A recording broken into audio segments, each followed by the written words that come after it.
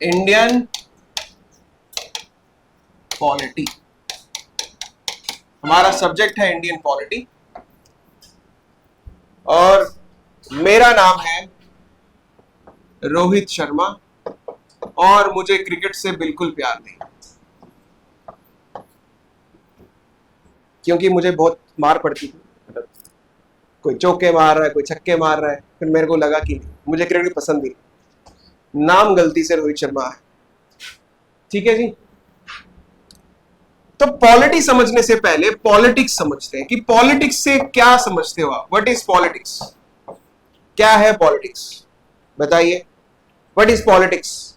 अब प्लीज राजनीति मत आंसर करना, वो तो हिंदी में उसका सिर्फ ट्रांसलेशन हो गया। हाँ जी, पॉलिटिक्स क्या है बताओ। गांव में इलेक्शंस हो रहे हैं, सरपंच बनना है, तो उसके लिए क्या चाहिए? पॉलिटिक्स आनी चाहिए कि कैसे खेलना है, गेम कैसे खेलनी है ताकि जीत सके। हर चीज पॉलिटिक्स। फ्लड चल रहा है, आधे लोग एक चावल की बोरी लेके 100 जगह फोटो खिंचा रहे हैं कि हाँ जी हमने दान किया, हमने दान किया। वही चावल की बोरी लेके चल रहे हैं हर जगह। पॉलिटिक्स दिखा रहे हैं, शो कर रहे हैं कि हम कितना अच्छा कर रहे हैं आपके लिए, है कि नहीं? कितने सारे तो गुप्त दान कर रहे हैं, और जो गुप्त दान कर रहे हैं वो वैल्यू में कितना ज्यादा है, इतना वो दिखावे वाले का उनसे तो काफी ज्यादा है। तो वो पॉलिटिक्स नहीं कर रहे, क्योंकि उनका मेजर एम जो है वो हेल्प करना ही है। लेकिन जो पॉलिटिक्स कर रहे हैं वो 10 रुपए की चीज दान कर रहे हैं और पोस्ट उसकी जो है हंड्रेड्स डाल रहे हैं, 100 में, मतलब 10 गुना ज्यादा।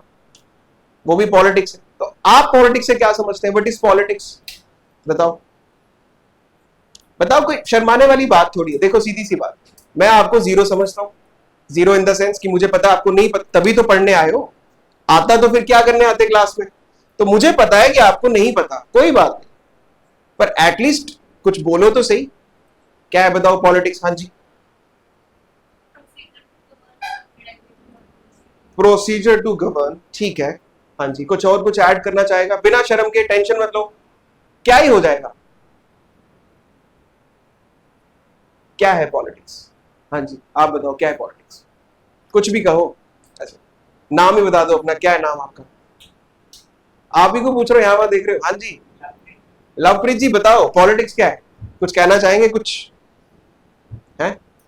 नहीं? हाँ जी आप बताइए पॉलिटिक्स क्या है? आप ही। एक ऐसी बॉडी जो अलग अलग प्रोसीजर परफॉर्म करती है, ठीक है, थोड़ा थोड़ा मान सकते हैं।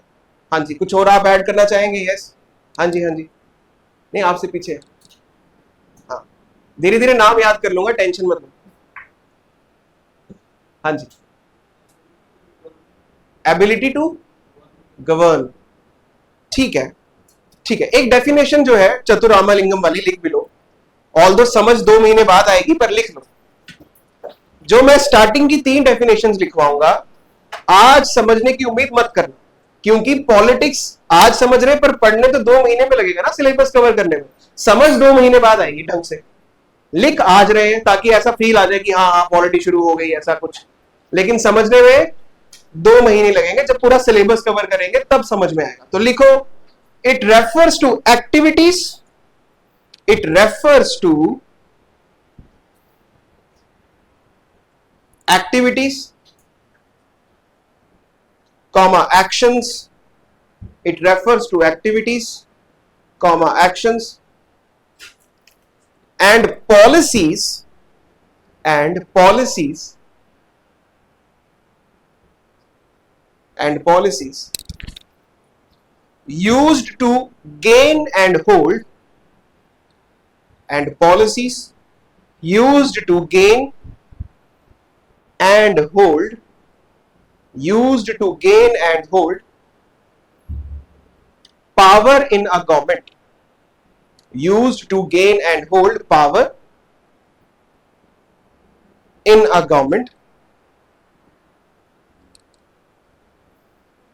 It involves power, it involves power, comma authority. It involves power, comma authority, comma decision making,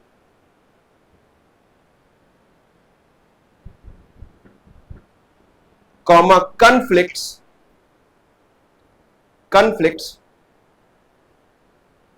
and negotiations,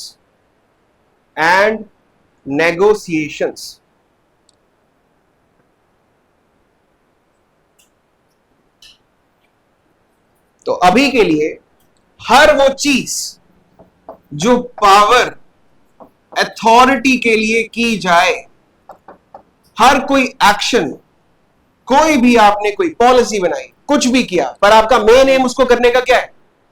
आपको चाहिए पावर। ठीक है, जीएसटी कम कर दिया, गाड़ियां सस्ती होगी, सुना होगा है ना? बिहार में इलेक्शंस आ रहे, ये भी सुना है? तो नहीं सुना तो सुना दो। ये दोनों चीजें आपस में मिलती हुई नहीं लग रही कि यहां से जीएसटी कम कर दिया, गाड़ियां सस्ती कर दी, यहां से बिहार के इलेक्शंस आ रहे। मैं सेम एग्जांपल हर सब्जेक्ट में बताता हूं, पर अलग तरीके से। अगर मैं इकोनॉमिक्स पढ़ा रहा होता तो मैं बोलता कि देखो गवर्नमेंट कितना अच्छा कर रही है क्योंकि डिमांड कम है तो बढ़ाने के लिए, पर पॉलिटिक्स में अलग तरीके से इसको यूज कर सकते हैं। कि क्या बोला कि बिहार में इलेक्शंस आ रहे हैं, यहां से हमने गाड़ियां सस्ती कर दी तो लोगों को अच्छा लगेगा और फिर वो गवर्नमेंट को ही वोट करेंगे। और गवर्नमेंट ने गाड़ियां सस्ती क्यों की? अगर पॉलिटिकल पॉइंट ऑफ व्यू से समझें, किस पर्पस के लिए? Power, authority. सबको क्या चाहिए? पावर चाहिए, अथॉरिटी चाहिए। इस दुनिया में कोई आपका भला नहीं करना चाहता, कोई भी पॉलिटिशियंस आपका भला नहीं करना चाहता। वो आपका भला करता कब है? जब इलेक्शंस आने वाले होते हैं। क्या इसके अलावा कभी दिखते हैं पॉलिटिशियंस? दिखा कोई भी आपको? ऑल्दो मैंने ज्यादा वीडियोस नहीं देखी कि पंजाब के फ्लड में किसने कितनी सेवा करी, पर आप मुझे बताइए कि कितने मिनिस्टर्स फ्लड प्रोन एरियाज में जाके वो खुद सेवा कर रहे थे, या अगर कर रहे थे तो उनकी बताओ वीडियोस कितनी वायरल है? Power, authority. हर एक एक्शन क्यों किया जा रहा है? अगर वो सांस भी ले रहे हैं तो क्यों ले रहे हैं? कि मेरी सांसें जो है वो पावर अथॉरिटी की तरफ जा रही है कि नहीं जा रही, तो ही मैं सांस लूंगा, नहीं तो सांस भी नहीं लूंगा। तो हर वो एक्शन जो आपको पावर दिलाने में, अथॉरिटी दिलाने में मदद करे, उसे पॉलिटिक्स बोलते हैं। उसे क्या बोलते हैं? पॉलिटिक्स बोलते हैं। पर पॉलिटी क्या है? अभी तो पॉलिटिक्स पढ़ लिया, पर हमारा टॉपिक पॉलिटिक्स नहीं है। हम यूपीएससी में पॉलिटिक्स नहीं पढ़ते, क्योंकि यूपीएससी पॉलिटिक्स क्यों डालेगी? यूपीएससी आपसे इलेक्शन तो लड़वाना नहीं चाहती, वो तो पंगा हो जाएगा। पढ़े लिखे लोगों से इलेक्शन लड़वाने लग गए तो सिर्फ 10 साल लगेंगे ये सभी लोगों को बाहर निकलने में। पढ़े लिखे लोगों को समझ आ गया ना पॉलिटिक्स कैसे खेली जाती है, तो फिर बुरा हाल है। फिर ये जितने भी अंगूठा छाप एमपीज हैं, एमएलएज हैं, ये बाहर हो जाएंगे और देश सुधर जाएगा। और ये नहीं चाहते देश सुधरे, तो इसलिए वो ऐसा काम नहीं करेंगे। इसलिए आपके सिलेबस में पॉलिटिक्स नहीं है, आपके सिलेबस में है पॉलिटी। अब पॉलिटी क्या है? ये तो चक्कर बन गया। अभी तो बड़ी मुश्किल से पॉलिटिक्स समझ आया था, अब ये पॉलिटी नई चीज आ गई। क्या है पॉलिटी? कुछ बताना चाहेंगे? देखो, पॉलिटिक्स मेरे हिसाब से एक गेम है और कुछ नहीं। पॉलिटिक्स क्या है? गेम। जैसे क्रिकेट एक गेम है, क्रिकेट खेलने का मेन पर्पस क्या है?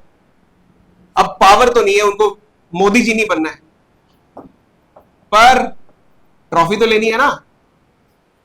पर ट्रॉफी तो लेनी है, वर्ल्ड कप जीतना है। अब मेरी ट्रॉफी देखना, मैं ट्रॉफी कैसी बना रहा हूं। ये ट्रॉफी है, ठीक है, मेरी थोड़ी ड्राइंग अच्छी नहीं है। ये ट्रॉफी है, मैं ट्रॉफी हूं, मैं लिख देता हूं, मैं ट्रॉफी हूं। चल, तो क्रिकेट गेम क्यों खेली जा रही है? क्या पर्पस है सबका? क्या जीतना है?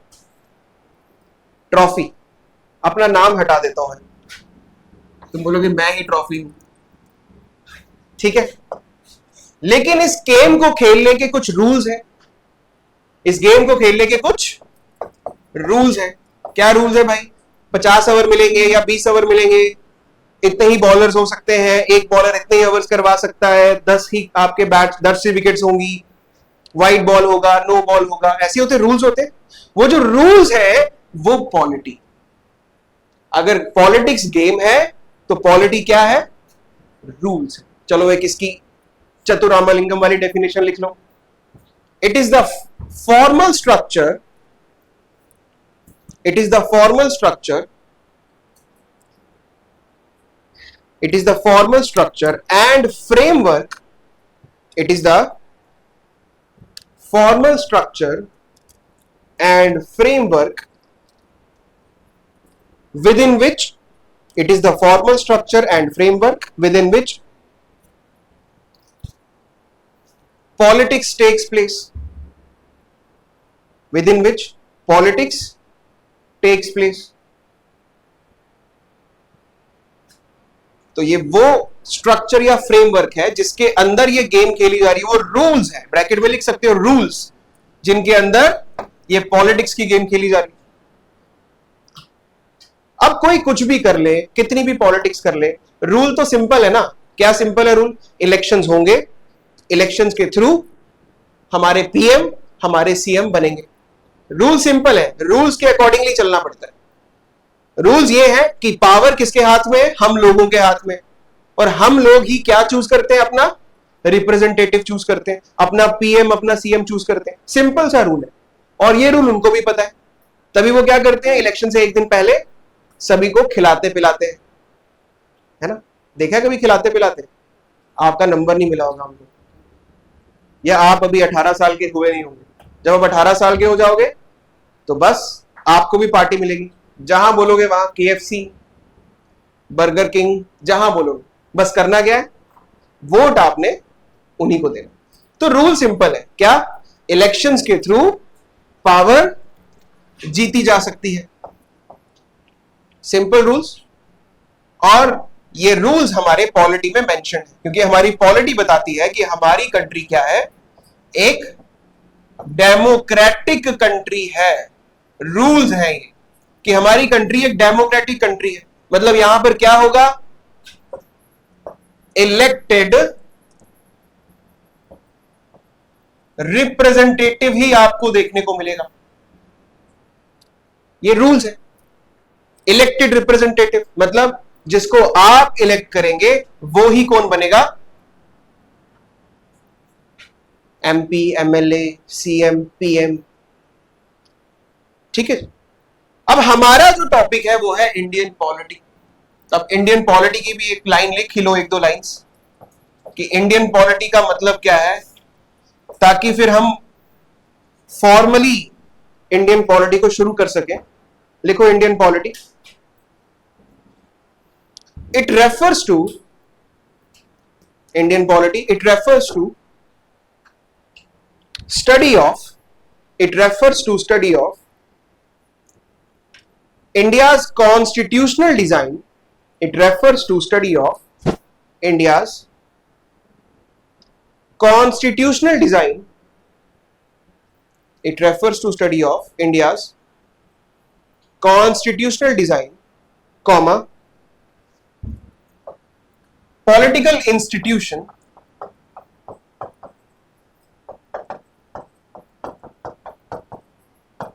constitutional design,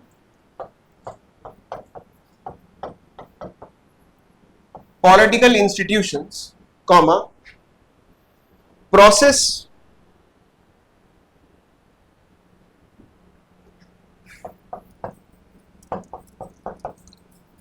comma, rights, comma, rights, duties and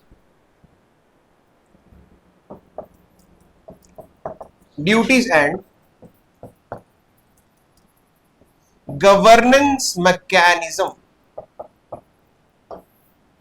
governance mechanism।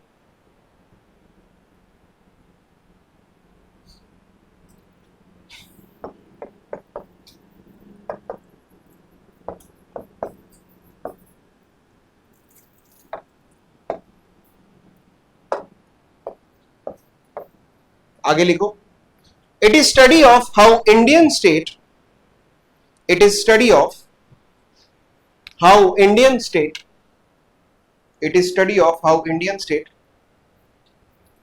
is structured, how Indian state is structured, comma, how power is distributed, how Indian state is structured, how power is distributed,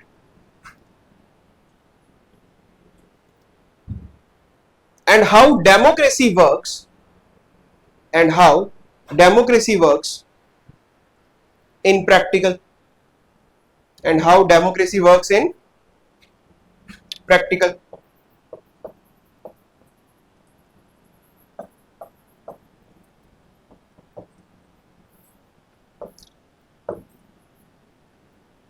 ठीक है जी, तो Indian polity क्या पढ़ना है हमने? Indian polity में constitutional design क्या है? मैंने फिर कहा पहली 3 डेफिनेशंस 2 महीने बाद अच्छे से समझ आए, तो अभी थोड़ा थोड़ा समझते हैं कि कॉन्स्टिट्यूशन का डिजाइन क्या है, कॉन्स्टिट्यूशन कैसे काम करता है, अलग अलग पॉलिटिकल इंस्टीट्यूशंस क्या है। पॉलिटिकल इंस्टीट्यूशंस मतलब कि जैसे office of president, supreme court, जितने भी पॉलिटिकल इंस्टीट्यूशंस हैं, ऑफिसेस हैं। पॉलिटिकल प्रोसेस क्या है, कैसे काम होता है, इलेक्शंस कैसे होते हैं, ठीक है ना, लेजिस्लेचर काम कैसे करती है, पार्लियामेंट लॉज कैसे पास करती है, वो सारे प्रोसेस, हमारे राइट्स क्या है, हमारी ड्यूटीज क्या है, गवर्नेंस मैकेनिज्म क्या है, मतलब सरकार काम कैसे करती है, किसके पास क्या पावर है, इंडियन स्टेट क्या मतलब, पहले इंडियन स्टेट का मतलब पढ़ना है हमने कि इंडियन स्टेट का मतलब क्या है। क्या वो ये वही स्टेट है जो पंजाब स्टेट है? पंजाब के साथ भी तो वर्ड स्टेट लगाते हैं ना, Punjab state, Haryana state, Himachal state. क्या वो वर्ड स्टेट और ये वर्ड स्टेट सेम है? ये भी समझना पड़ेगा, यही तो काम करना है आने वाले 2 महीने में। पावर, किसके पास क्या पावर है, कौन कितना पावरफुल है, और एक्चुअल में डेमोक्रेसी काम कैसे करती है प्रैक्टिकली, कि प्रैक्टिकली इलेक्शंस कैसे होते हैं, क्या कहानी है, ये सारी चीजें हमने इंडियन पॉलिटी में पढ़नी। ठीक है जी, ये सारी चीजें इंडियन पॉलिटी में पढ़नी। और ये सारी चीजें पढ़ने के लिए सबसे पहले हमें नॉलेज होना चाहिए अबाउट कॉन्स्टिट्यूशन, कि व्हाट इज कॉन्स्टिट्यूशन, कॉन्स्टिट्यूशन है क्या चीज, क्या भला है ये कॉन्स्टिट्यूशन। ठीक है जी, अब बताओ क्या है कॉन्स्टिट्यूशन, क्या समझती हो अभी तक कॉन्स्टिट्यूशन? व्हाट इज कॉन्स्टिट्यूशन, क्या लगता है क्या हो सकता है constitution? Fundamental set of rules, specific country. ठीक है, वेरी गुड। और कुछ कोई ऐड करना चाहेगा? व्हाट इज कॉन्स्टिट्यूशन, क्या समझते हैं आप कॉन्स्टिट्यूशन से? हाँ जी बताओ, व्हाट इज कॉन्स्टिट्यूशन, क्या लगता है क्या हो सकता है? शर्माना नहीं है, कुछ नहीं है, गलत ही होगा, बताओ। Book of rules, very good, कितना अच्छा आंसर दिया, बुक ऑफ रूल्स। हाँ जी, व्हाट इज कॉन्स्टिट्यूशन, आप बताओ, आपको तो पता ही है। हाँ जी, रूल जिसके अकॉर्डिंगली गवर्नमेंट वर्क करती है। ठीक है, वेरी गुड, सबको पता है। हाँ जी, रूल्स, वेरी गुड। हाँ जी, आपको पता होगा, आप लास्ट में बताओ। सेट ऑफ, हाँ बोल सकते हैं। कॉन्स्टिट्यूशन जो है, सबसे पहले तो इसे एक रूल बुक कहा जा सकता है, मतलब एक आम भाषा में, देसी भाषा में it is a rule book. Yes, ये रूल बुक ही है, लेकिन ये जो रूल्स है, मतलब जो इस किताब में रूल्स लिखे हुए हैं, ये फंडामेंटल रूल्स, इसलिए इसे फंडामेंटल लॉ ऑफ लैंड भी बोल सकते हैं। तो it is fundamental law of land. ये रूल्स जो है क्या है, मैंने क्या बोला, ये रूल बुक है, तो ये रूल्स फंडामेंटल रूल्स है। अब ये फंडामेंटल वर्ड क्या आ गया? फंडामेंटल का मतलब हो गया कि इससे ऊपर कुछ नहीं। सिंपल हिंदी में, पंजाबी में लिख लेना, इससे ऊपर कुछ नहीं। मदर लॉ, सब कानूनों की अम्मा कॉन्स्टिट्यूशन ही है, क्योंकि इससे ऊपर कुछ नहीं। सब लोग, सारे कानून इस कानून से ही निकले। मतलब कि समझ लो कॉन्स्टिट्यूशन जो है कौन है ना, जैसे बहुत सारे वो नहीं होते हैं, आपने वो पता नहीं देखे कि नहीं देखे, पहले लोग ज्यादा देखते थे, ये डेली सोप्स होते थे ना, क्योंकि सास भी कभी बहू थी एंड ऑल दो सच थिंग्स, जिसमें एक दादी होती है जो जिंदा होती है हमेशा ही, देखिए नहीं, उस वाली जनरेशन से आप रिलेट नहीं करते शायद, ओके चलो। तारक मेहता का उल्टा चश्मा तो देखा ही होगा, उसमें भी एक दादाजी होते हैं जो 16 साल से, दादाजी की एज भी वैसी की वैसी है, हमारे दादा तो 16 साल में बड़े ज्यादा ही बूढ़े हो गए, आधे तो बीमार भी हो गए, पर वो दादा वैसे के वैसे ही है, टस से मस नहीं हो रहे हैं। तो बेसिकली सबसे बड़े, है ना, हम इसको ऐसे भी बोल सकते हैं वैसे, क्या बोले इसे, सुप्रीम लॉ, मैं तो ऐसे इसको मुर्गी बोलने वाला था है ना, ऐसी मुर्गी, पहले तो मैं मुर्गा बोलने वाला था, फिर मुझे याद आया कि मुर्गा तो अंडा ही नहीं देता, मुर्गी बोल सकते कि ऐसी मुर्गी, अब मुझे मुर्गी नहीं बनाना आती ना, ये मुर्गी ही समझ लो,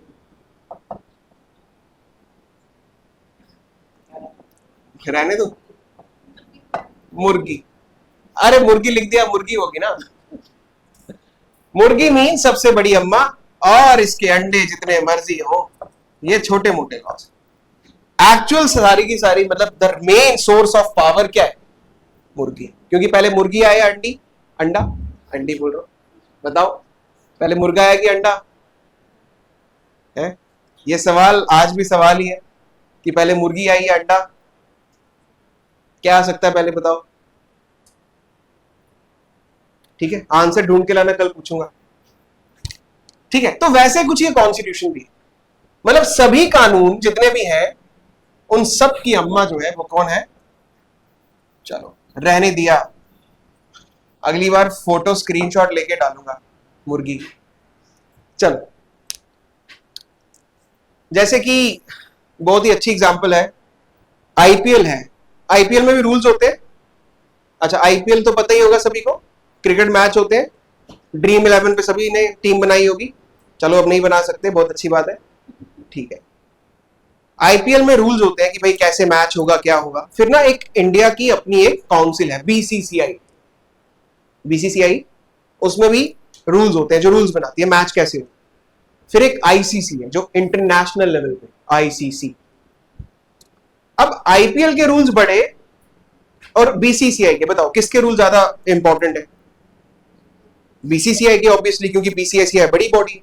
अब बीसीसीआई बड़ी है कि आईसीसी, आईसीसी बड़ी है, तो सबसे ज्यादा पावर किसकी है, तो मतलब कल को अगर कुछ प्रॉब्लम हो जाती है, कंफ्लिक्ट हो जाता है एक रूल को लेकर, कि बीसीसीआई एक रूल लेके आता है कि भाई अगर लेग साइड बॉल जा रही है तो वाइड है या नहीं है, व्हाटएवर, या नो बॉल में हिट आपका होना चाहिए कि नहीं होना चाहिए, और आईसीसी एक रूल अलग लेकर आता है।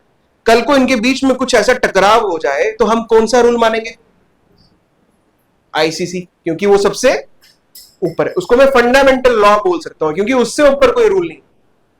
वैसे ही कॉन्स्टिट्यूशन फंडामेंटल लॉ क्या है, फंडामेंटल लॉ, क्योंकि बाकी जितने भी कानून हैं इंडिया में जो बनते रहते हैं, कोई भी कानून बनेगा इंडिया में, वो कानून जो है इससे बड़ा नहीं हो सकता, ना वो इसके अगेंस्ट हो सकता, कोई भी लॉ इसके अगेंस्ट नहीं हो सकता। चलो एक आर्टिकल पढ़ते हैं, आर्टिकल नंबर 16, आर्टिकल 16 बोलता है, अभी हमने वैसे सारा कॉन्स्टिट्यूशन पढ़ना है पर आर्टिकल 16 पढ़ते हैं। आर्टिकल 16 बोलता है equal opportunities of jobs. Article 16 क्या बोलता है, इक्वल अपॉर्चुनिटीज ऑफ जॉब्स, कि सभी लोगों को जॉब की इक्वल अपॉर्चुनिटी मिलेगी सरकारी नौकरी में। अब प्लीज ये मत बोलना सर रिजर्वेशन है, ये है वो है, उसका भी कंसेप्ट है, उसका भी रीजन बताऊंगा क्यों है, पर normally it is equal opportunities of jobs. और ये हमारे मदर लॉ में लिखा हुआ है, हमारे कॉन्स्टिट्यूशन में जो 16वां आर्टिकल है, जो रूल नंबर 16 है हमारे रूल बुक का, वो सिंपल बात बोलता है कि भाई इंडिया में there is equal opportunities of jobs, सभी को नौकरी में बराबरी मिलेगी। अब सोचो आपके गांव में अकाउंटेंट की नौकरी निकली है, विलेज में निकली अकाउंटेंट की नौकरी, और सरपंच साहब बोल रहे हैं only Agarwal can apply for the job, क्योंकि उनको ऐसा लगता है कि गुप्ता जो है वो ज्यादा अच्छा मैथ्स कर सकते हैं।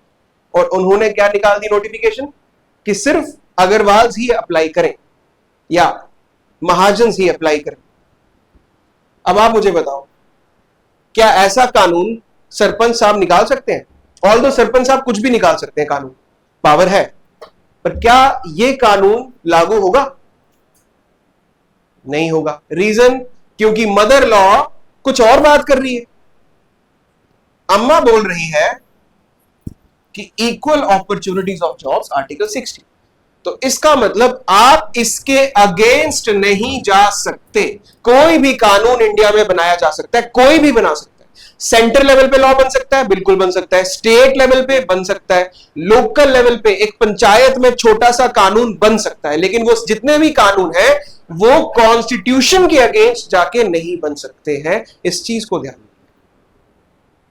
This is the power of fundamental law, कि इससे ऊपर कुछ नहीं, because this is the basic law, fundamental. तभी सबसे पहले हम कॉन्स्टिट्यूशन पढ़ते हैं कि कॉन्स्टिट्यूशन में बात क्या हो रही है, फिर हम पढ़ते हैं कि इंडिया में कानून बनाए कैसे जाते हैं। वो सारी कहानी हम पढ़ेंगे, पर पहले आपको पता होना चाहिए कि कॉन्स्टिट्यूशन है क्या। तो व्हाट इज कॉन्स्टिट्यूशन, क्या समझे? What is constitution? It is a rule book. और अगर एक डेफिनेशन की बात करें तो क्या बोलेंगे? It is fundamental law of land. It is fundamental law of land. And why fundamental? Because इससे ऊपर कुछ नहीं। It is the mother law, है ना? ये चीज आपको याद रखें कि इससे ऊपर कुछ नहीं।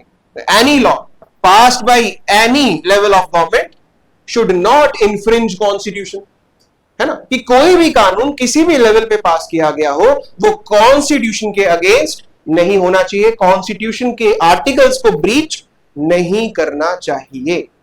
ये चीज ध्यान में रखना। एक आर्टिकल और पढ़ते हैं, दो आज पढ़ लेते हैं पहले दिन ही। सोचो एग्जाम में ये दोनों आ गए, आप बोलोगे पहली क्लास से ही आ गया था सब, और आने के चांसेस भी अच्छे होते हैं। आर्टिकल 15 बोलता है किसी भी तरह की डिस्क्रिमिनेशन, भेदभाव नहीं होना चाहिए। किसी के साथ भी किसी की तरह का भेदभाव नहीं होना चाहिए, नहीं कर सकते आप। ठीक है जी, है ना? आप किसी को ऐसा नहीं बोल सकते कि तू मोटा है और चल आगे गाड़ी में बैठ जा, पीछे जगह कम है। डिस्क्रिमिनेशन है, समझ रहे हो? ऐसा नहीं बोल सकते आप, ठीक? या तुम ऐसा भी नहीं बोल सकते कि तुम गाड़ी मत चलाओ, तुम लड़की हो। दिस इज ऑल्सो डिस्क्रिमिनेशन, ठीक है? तो इंडिया में डिस्क्रिमिनेशन नहीं हो सकती, ना स्टेट कर सकती है, मतलब सरकार भी नहीं कर सकती, ना आम लोग कर सकते। समझ रहे? आप अपने दोस्त को ऐसा भी नहीं बोल सकते कि मेरे पास मत आ, मेरी दुकान में मत आ, तू फ्री का खा जाता है। क्योंकि आप अगर उसको दुकान में एंटर करने से मना कर रहे हो तो आप उसके साथ क्या कर रहे हो? डिस्क्रिमिनेशन। वो सुप्रीम कोर्ट जा सकता है, इसलिए उसको फ्री में खाने, नहीं तो वो चला जाएगा सुप्रीम कोर्ट, सीधा बोलेगा इसने मेरे साथ डिस्क्रिमिनेशन करी है, मुझे ये अपनी दुकान में आने से रोकता है, और कुछ भी इल्जाम लगा दे तुम पे। ठीक है, चलिए, तो आर्टिकल 15 समझ आ गया क्या है? डिस्क्रिमिनेशन। तो अगर कहीं पर भी डिस्क्रिमिनेशन होगी या कोई भी ऐसा कानून, या आपके मोदी जी या आपके भगवंत मान जी या आपके मोहल्ले के सरपंच साहब जागीरदार जी, आपने सुना होगा मूवीज में आया जगीरदारा, आता ना ऐसे जगीरदारा, देखा है मूवीज, पंजाबी मूवीज में एक जगीरदार होता है कि नहीं होता? ये पुरानी मूवीज में होता है, असली में भी होता है क्या? असली मूवी में गांव में जगीरदार होते हैं कि नहीं होते? या बस ये मूवीज में ही रह चुका है, या लॉज में ही रह चुका है? रियलिटी में जगीरदार होते हैं, होते ही होंगे, है ना? अब ऑब्वियसली कम, क्योंकि लैंड रिफॉर्म्स आ चुके हैं, पर वो टैग अभी भी लगाता है कि वे जमींदार जी, जागीरदार जी, टैग ही रह चुका है। एक्चुअल में तो लैंड रिफॉर्म्स आ चुके हैं ना, डिवीजन हो चुकी है, लैंड तो डिवाइड हो चुकी है लोगों में। अच्छा, तो कोई भी कानून, कोई भी सरपंच, कोई भी CM, PM, minister, MP, MLA किसी भी तरह की डिस्क्रिमिनेशन नहीं कर सकता है। ठीक है, तो बसों में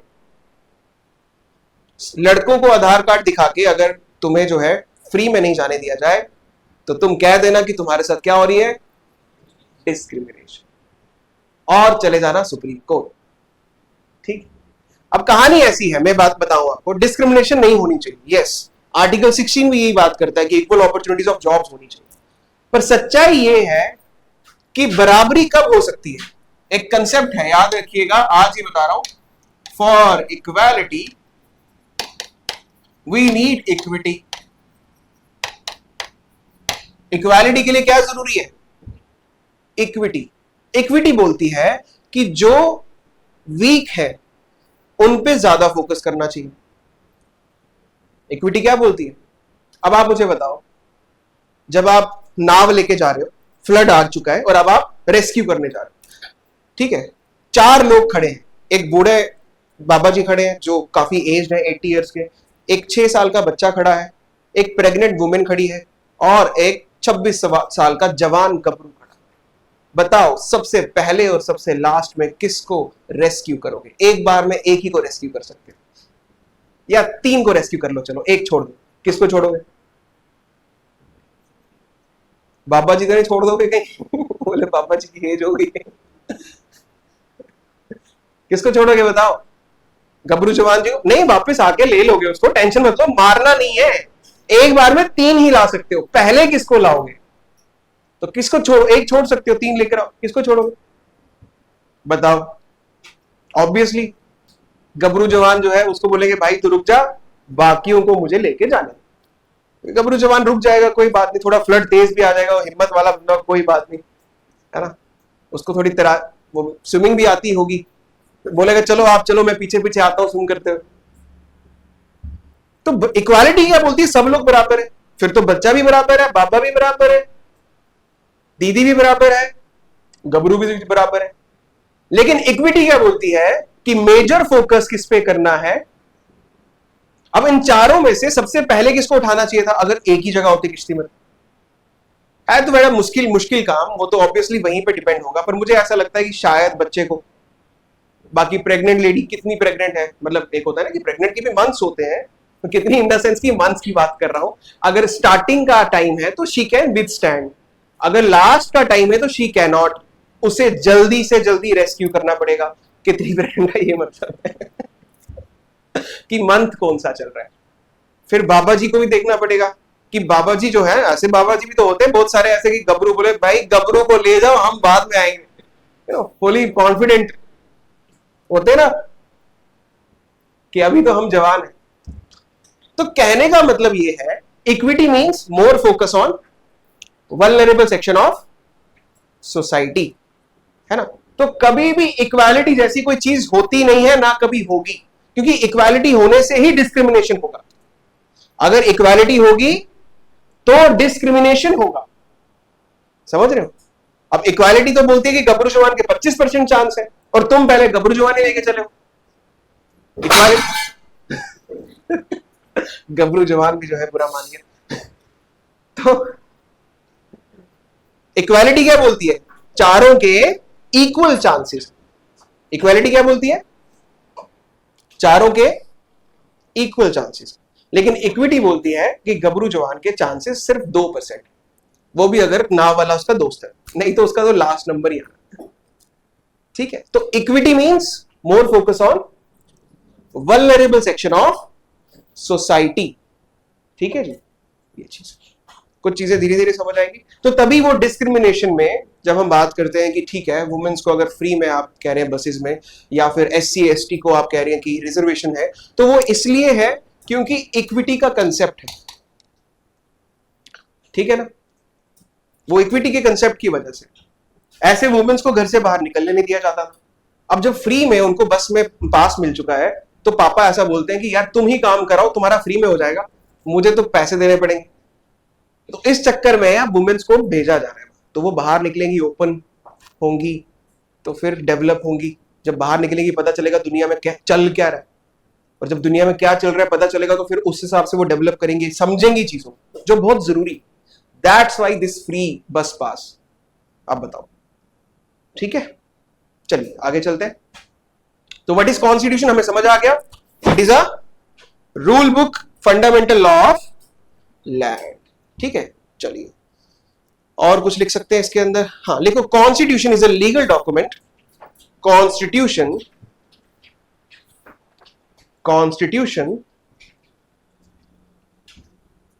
is a legal document. Constitution is a legal document that is fundamental law of country, that is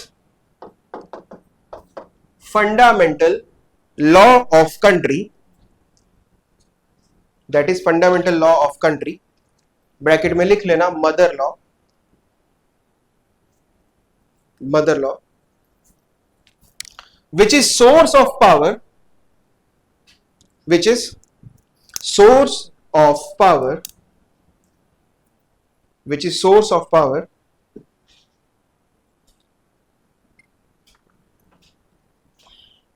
which is source of power of all organs, which is source of power of all organs of political system,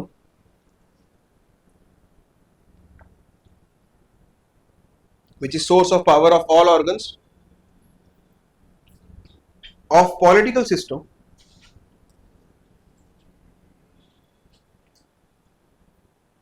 and also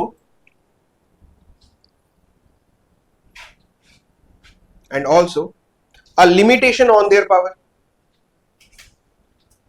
and also a limitation on their power.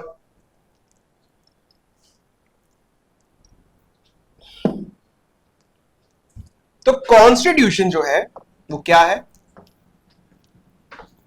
It is the source of power. Constitution क्या है, it is a source of power, it is source of power, ये power का source है। President ले लो, governor ले लो, CM PM, सबकी power कहां से डिफाइन होगी, कॉन्स्टिट्यूशन। कैसे अपॉइंट करना है, कैसे डिस्क्वालीफाई करना है, सारी चीजें कहां डिफाइन होगी, कॉन्स्टिट्यूशन।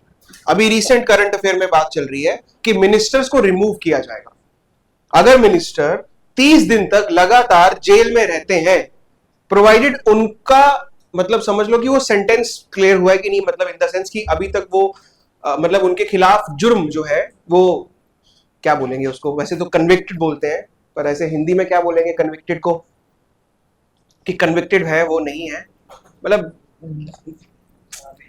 साबित करना है ना, ऐसे कन्विक्टेड बोलते हैं कि कन्विक्टेड है कि नहीं।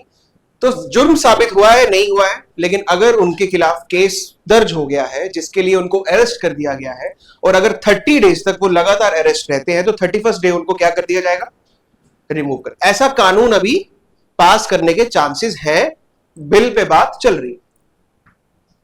ठीक है, तो जब ये चीज पास होगी, मतलब जब वो कॉन्स्टिट्यूशन में बदलाव करेंगे, तो फिर वो भी क्या हो जाएगा, एक सोर्स ऑफ पावर, किसी को डिस्क्वालीफाई करने का, एक मिनिस्टर को निकालने का। तो मिनिस्टर अपॉइंट कैसे होगा, मिनिस्टर निकाला कैसे जा सकता है, सारी कहानी कहां लिखी है, कॉन्स्टिट्यूशन। एक सरपंच कैसे बनेगा, उसकी मिनिमम एज कितनी होनी चाहिए इलेक्शन लड़ने की, मैक्सिमम एज अगर कुछ है तो कितनी होनी चाहिए, वो कैसे इलेक्शन लड़ सकता है, इलेक्शन कंडक्ट कौन करवाएगा, सारी रामलीला जो भी है कहां लिखी हुई है, कॉन्स्टिट्यूशन। तो ये सोर्स ऑफ पावर भी है, लेकिन ये लिमिटेशन ऑन पावर भी, it is source of power but also it is limitation on power. ये पावर्स को रोकता भी है। Article 16, what is article 16? हाँ जी, व्हाट इज आर्टिकल 16? 15 है वो, 16 बताओ। Equal opportunities of jobs. तो आर्टिकल 16 क्या बोल रहा है, इक्वल अपॉर्चुनिटी ऑफ जॉब्स। तो क्या आप कोई ऐसा कानून पास कर सकते हैं कि भैया सिर्फ महाजन ही अकाउंटेंट का जॉब ले सकते हैं? Is it possible? नो। तो उनकी पावर्स पे क्या लग गया, लिमिटेशन लग गया, क्योंकि वो इस अपने कॉन्स्टिट्यूशन से बाहर जाके कुछ काम नहीं कर सकते। इंडिया में जो पुलिस है, पंजाब पुलिस, वो स्टेट का पावर है। मतलब उस पे कौन कानून बना सकता है? पंजाब की गवर्नमेंट। उसे कौन चला सकता है? पंजाब की गवर्नमेंट। सेंटर का ज्यादा रूल नहीं चल सकता पंजाब पुलिस में। समझ रहे हो मेरी बात? तो ये लिमिट करता है सेंटर को कि वो पंजाब पुलिस के लिए कुछ कर सके। क्या सेंटर पंजाब पुलिस के किसी भी एसपी को ट्रांसफर कर सकती है? नहीं कर सकती, नहीं कर सकती, बिकॉज ये उनकी पावर नहीं, ये पावर स्टेट की है। वैसे ही क्या पंजाब सरकार पंजाब में जो आर्मी है उसके लिए खिलाफ कोई रूल पास कर सकती है कि भाई यहां से आर्मी निकाल दो, हटा दो यहां से आर्मी, कैंट एरिया से आर्मी हटा दो? Is it possible? नहीं, क्योंकि वो उसकी लिमिटेशन है। तो हर एक इंसान जो पॉलिटिकल पावर से रिलेट करता है, हर वो बॉडी, हर वो इंस्टीट्यूशन, जैसे कि PM, CM, minister, supreme court, high court, session court, civil court, इन सब चीजों की सोर्स ऑफ पावर भी कॉन्स्टिट्यूशन है, लेकिन इनकी लिमिटेशन ऑफ पावर भी कॉन्स्टिट्यूशन ही है। इनकी पावर्स को लिमिट भी कौन कर रहा है? कॉन्स्टिट्यूशन ही कर रहा है। ठीक है जी। अच्छा, लेकिन हमने लाइन क्या लिखी लास्ट में? हमने लिखा limiting the power of organs of political system. एक लाइन हमने लिखी लास्ट में। अब ये पॉलिटिकल सिस्टम क्या होता है, इनके ऑर्गन्स क्या होते हैं, इनको समझते हैं। देखो, पॉलिटिकल सिस्टम तो सिंपल है। हमारी पॉलिटी का जो सिस्टम, स्ट्रक्चर, जिसके थ्रू गवर्नमेंट काम कर रही है, उसी को पॉलिटिकल सिस्टम बोलते हैं। कल इसको हमने और अच्छे से पढ़ना है। आज हम सिर्फ इसके ऑर्गन्स पे ध्यान देते हैं। वर्ल्ड का कोई भी पॉलिटिकल सिस्टम होगा, चाहे फ्रांस का पॉलिटिकल सिस्टम, इंडिया का, जापान का, रशिया का, सभी पॉलिटिकल सिस्टम में 3 मेजर ऑर्गन्स होते हैं, 3 बेसिक ऑर्गन्स होते हैं। उनका नाम है लेजिस्लेचर,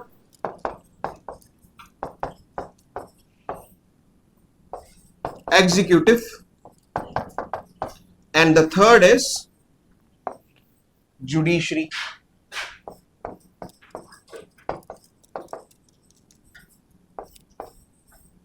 Legislature, executive और judiciary, the 3 organs of political system. तो किसी भी पॉलिटी को पढ़ लो, इंडियन पॉलिटी पढ़ लो, रशियन पॉलिटी पढ़ लो, यूएसए पॉलिटी पढ़ लो, कोई भी पॉलिटी पढ़ लो, आपको ये 3 ऑर्गन्स हर एक पॉलिटी में देखने को मिलेंगे। वो है लेजिस्लेचर, एग्जीक्यूटिव और जुडिशरी। ये 3 ऑर्गन्स हैं, ध्यान में रखना। लेजिस्लेचर का काम है टू मेक लॉस। क्या काम है लेजिस्लेचर का? कानून बनाना। कोई भी कानून जो बनेगा वो कौन बनाएगा? लेजिस्लेचर बनाएगा। एग्जीक्यूटिव का काम है to implement, execute laws, to implement, execute laws. That is the work of executive. And then we have judiciary, जो इन्हीं लॉज को क्या करती है? प्रोटेक्ट करती है। प्रोटेक्शन ऑफ लॉज, कानून को प्रोटेक्ट करने का काम जुडिशरी करती है। तीनों का अपना अपना काम, और तीनों का काम डिवाइडेड है। सब अपने अपने काम में ही कर सकते हैं, एक दूसरे के काम में एंट्री नहीं कर सकते, एक दूसरे के काम में इंटरफेयर नहीं कर सकते। नॉर्मली कानून एक बनाता है। और इंडिया में रूल ऑफ लॉ है, ये भी याद रखना। रूल ऑफ लॉ का मतलब क्या हो गया? इंडिया में कानून का रूल है, ना कि इंसान। हर बंदा कानून से बंधा हुआ है। कोई भी इंसान कानून के बाहर जाके काम नहीं कर सकता। और कानून की मदर कौन है? अम्मा कौन है कानून की? Constitution, the mother law. तो मतलब कोई भी इंसान कॉन्स्टिट्यूशन के बाहर जाके कुछ नहीं कर सकता। हर काम कॉन्स्टिट्यूशन की लिमिट्स में ही करना पड़ेगा। ठीक है जी। चलो एग्जांपल लेते हैं, कोई कानून बनाते हैं। बताओ भाई, क्या कानून चाहिए तुम्हें? आज बना के छोड़ते हैं। क्या कानून चाहते तुम? बताओ बताओ भाई, कुछ बदलाव नहीं चाहते तुम देश में? जल्दी बताओ, इससे पहले मेरी बोतल खत्म हो जाए पानी की।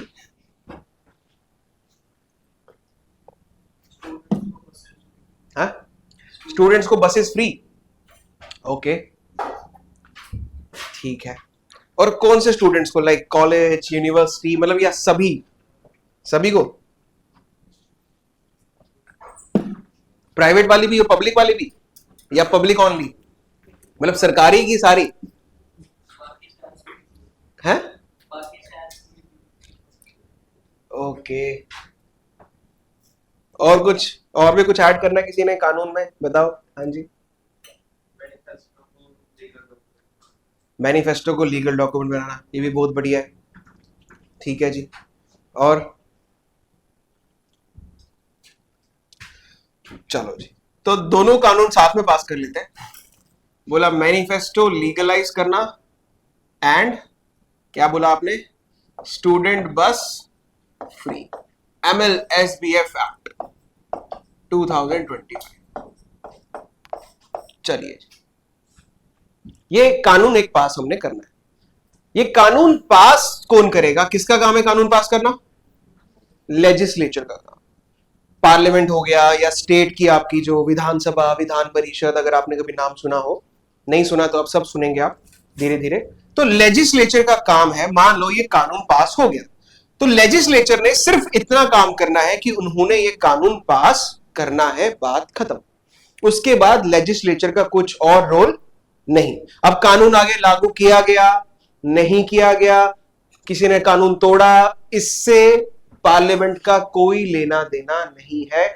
सिंपल है, पार्लियामेंट का काम क्या था?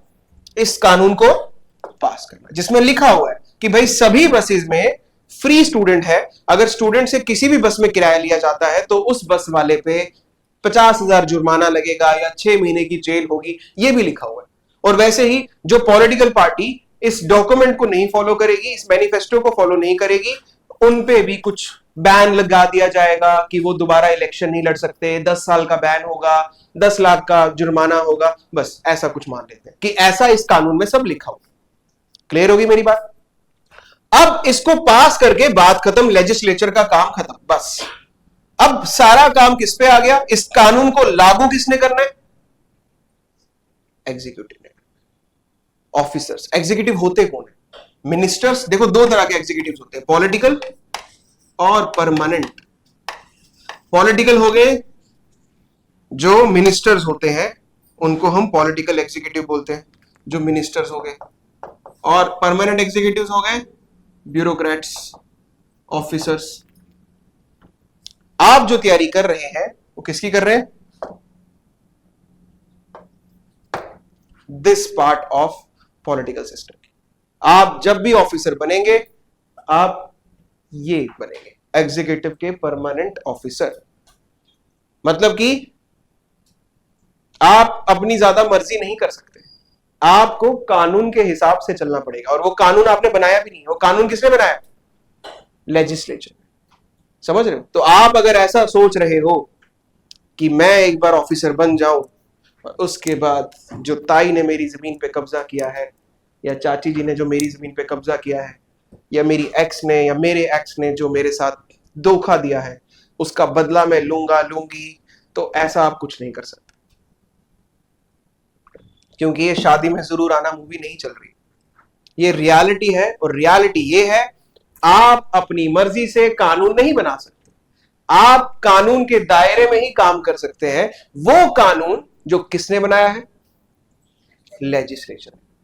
तो अगर आप सच में कुछ बड़ा करना चाहते हैं, अपने शरीकों से बदला लेना चाहते हैं, तो यहां मत आइए, सीधा यहां आइए। कानून ही ऐसा बना दीजिए कि शरीक बदला एक्ट 2025 कि सभी चाची दादियां जो है जिन्होंने जमीन कब्जाई हुई है, उनको सीधा जेल हो जाए और जमीनें वापस आ जाए। ठीक है? तो ऐसा कुछ, ठीक है ना? पावर समझना जरूरी है कि आप एग्जाम, आप क्वालिफाई कर लो पेपर, बाद में आप बोलो सर आपने तो बताया नहीं था कि ये हो गया। हम तो अपनी मर्जी से कुछ भी नहीं कर सकते। हम तो शादी में जरूर आना देख के चले थे कि उसने जो है अपना किसी कुछ धोखा दिया लड़की ने, और फिर वो उसके घर गया, उसने सब उथल पुथल कर दिया, सारे उसकी ताजमहल जो उसने गिफ्ट किया था वो भी तोड़ दिया। वो फिल्मों में होता है, रियलिटी समझो। रियलिटी में ऐसा कुछ नहीं होता। रियलिटी में you have to work according to law. आप किसी को 2 थप्पड़ भी नहीं मार सकते अपनी मर्जी से, कल को डीएसपी भी बन गए तो। क्योंकि रूल में ऐसा नहीं लिखा कि 2 थप्पड़ मार सकते हैं, बाकी मार लेना, लेकिन रूल में लिखा नहीं है, कहीं कानून में ऐसा मेंशन नहीं है कि आप मार सकते हैं। जो आपको भी बचते हैं वो भी कहीं नहीं लिखा हुआ है ना। जैसे अगर आप रेड लाइट तोड़ के चले जाएं, या आपने हेलमेट या कुछ ऐसा रूल तोड़ा हो, जो भाग जाते हैं आप, फिर पुलिस वाले पीछे से डंडे मारते हैं, वो भी कहीं रूल में नहीं लिखा हुआ कि डंडा एक्ट, कि भागे हुए भगोड़े को डंडा मारना है। वो तो बस वो खुद से प्यार के तौर पे 2-4 मार देते हैं डांगे, वो नॉर्मल है, समझ रहे हो, पब्लिक ऑर्डर मेंटेन करने के लिए। बट कानून में ऐसा नहीं है। कानून बोला प्यार से बात करनी है, जो क्रिमिनल है उससे प्यार से बात करनी है। कल की एग्जांपल बताता हूं। जम्मू कश्मीर में एक जगह है कठुआ, आपने शायद नाम सुना होगा, काफी फेमस हो चुका है, बड़ा वहां पे वो सब आता रहता है। वहां पर एक स्वीट शॉप है। स्वीट शॉप में जो मिठाई बनाने वाले लोग थे, वो किसी भी तबके के थे, किसी भी सेक्शन के थे, वो मैं नहीं बताना चाहता, लेकिन वो क्या कर रहे थे, जो स्वीट्स बना रहे थे उसी में थूक रहे थे और साथ में स्वीट्स बना रहे थे, और उनकी स्वीट्स बड़ी फेमस थी पूरे एरिया में। इट्स लाइक जग्गीज कि सभी खा रहे हैं। और 2-4 लोगों ने देख लिया, और 2-4 लोगों ने देखा और फिर उनको मारना शुरू किया। पूरी स्वीट शॉप जला दी, सबको मारना शुरू किया, पकड़ पकड़ के, जो थूक रहे थे स्पेशली उनको तो बहुत अच्छे से मारा। अब पुलिस वाले बेचारे, वो मारने नहीं आए थे उसको, वो उसको बेचारे को बचाने आए, क्योंकि पुलिस का रोल ये है कि अगर कोई भी क्रिमिनल है उसको पनिशमेंट लॉ देगा, जुडिशरी देगी, ना कि लोग देंगे।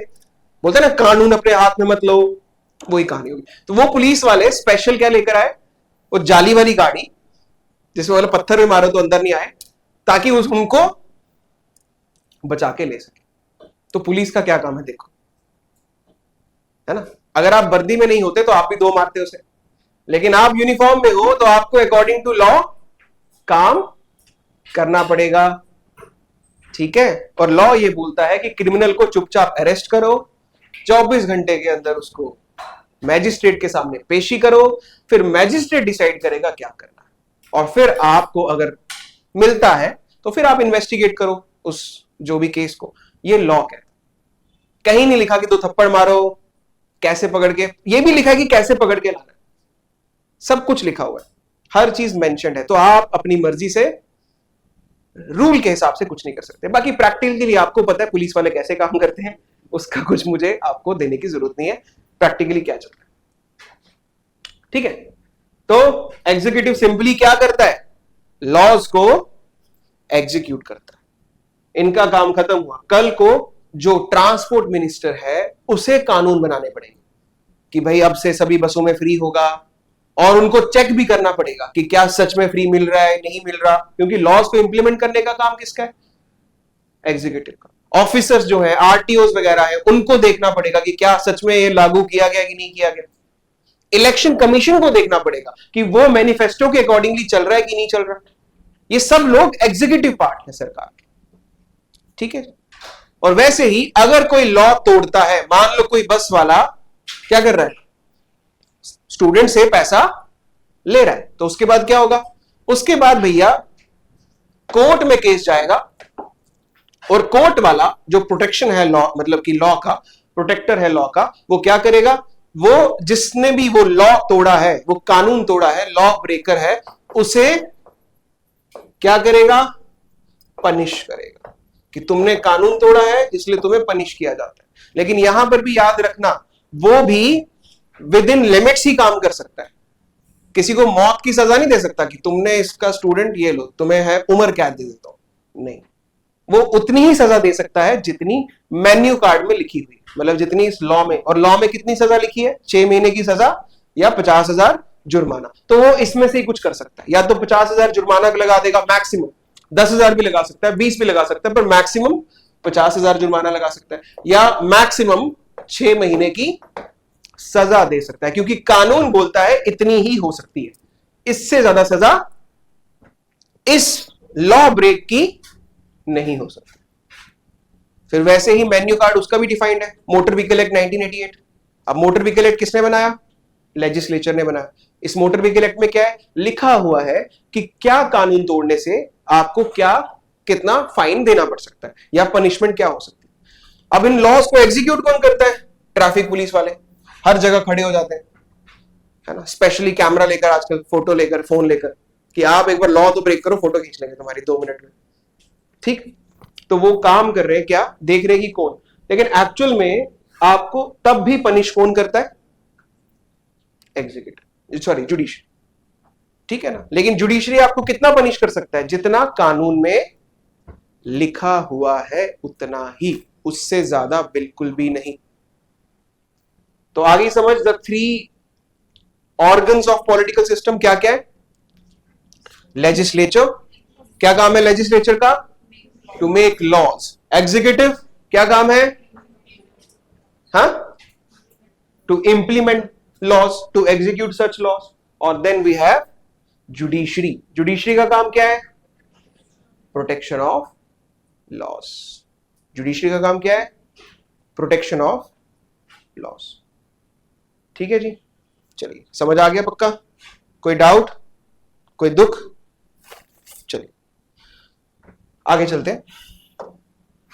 एक छोटा सा टॉपिक है, उसे बोलते हैं कॉन्स्टिट्यूशनलिज्म। कॉन्स्टिट्यूशनलिज्म, कॉन्स्टिट्यूशनलिज्म का मतलब हो गया कि जो ऑर्गन्स हैं पॉलिटिकल सिस्टम के, मतलब लेजिस्लेचर, एग्जीक्यूटिव, जुडिशरी, कि वो लिमिट्स में ही काम कर सकते हैं, कॉन्स्टिट्यूशन की लिमिट्स में ही काम कर सकते हैं, उसे ही क्या बोला जाता है? कॉन्स्टिट्यूशनलिज्म बोला जाता है। लिखो,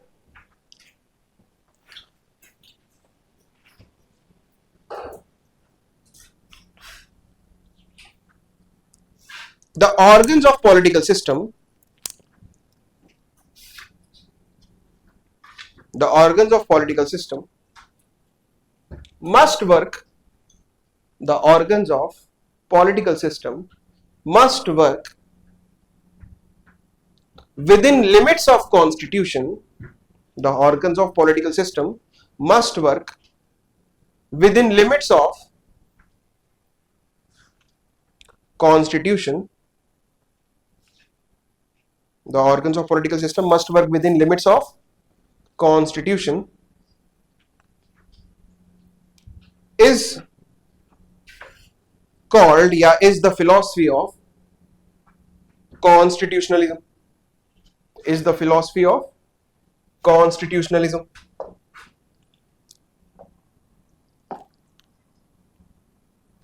हम ऐसा मान के चलते हैं कि ये लिमिट्स हैं कॉन्स्टिट्यूशन की, these are the limits of constitution, ये सर्कल लिमिट्स।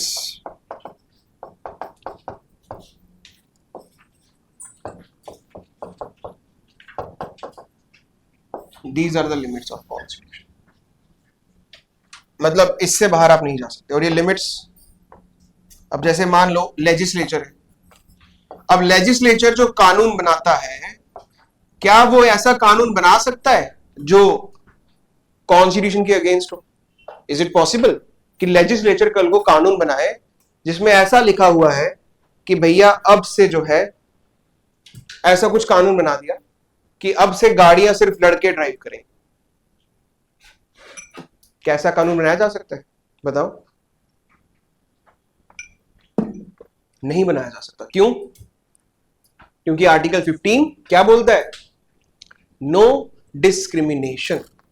क्या कल को ऐसा कोई कानून पास कर सकते हैं कि भैया पब्लिक सर्विस कमीशन का एग्जाम सिर्फ लड़कियां ही देंगी? Is it possible? 100% नहीं, क्योंकि वो भी क्या हो गया? आर्टिकल 16 को वायलेट कर रहा है, इक्वल अपॉर्चुनिटी ऑफ जॉब्स को वायलेट कर रहा है। ठीक है ना? तो लेजिस्लेचर जो कानून बनाता है, एग्जीक्यूटिव जो एक्शंस लेता है, इवन जुडिशरी जो जजमेंट्स देता है, हर चीज with in limits of constitution होना चाहिए।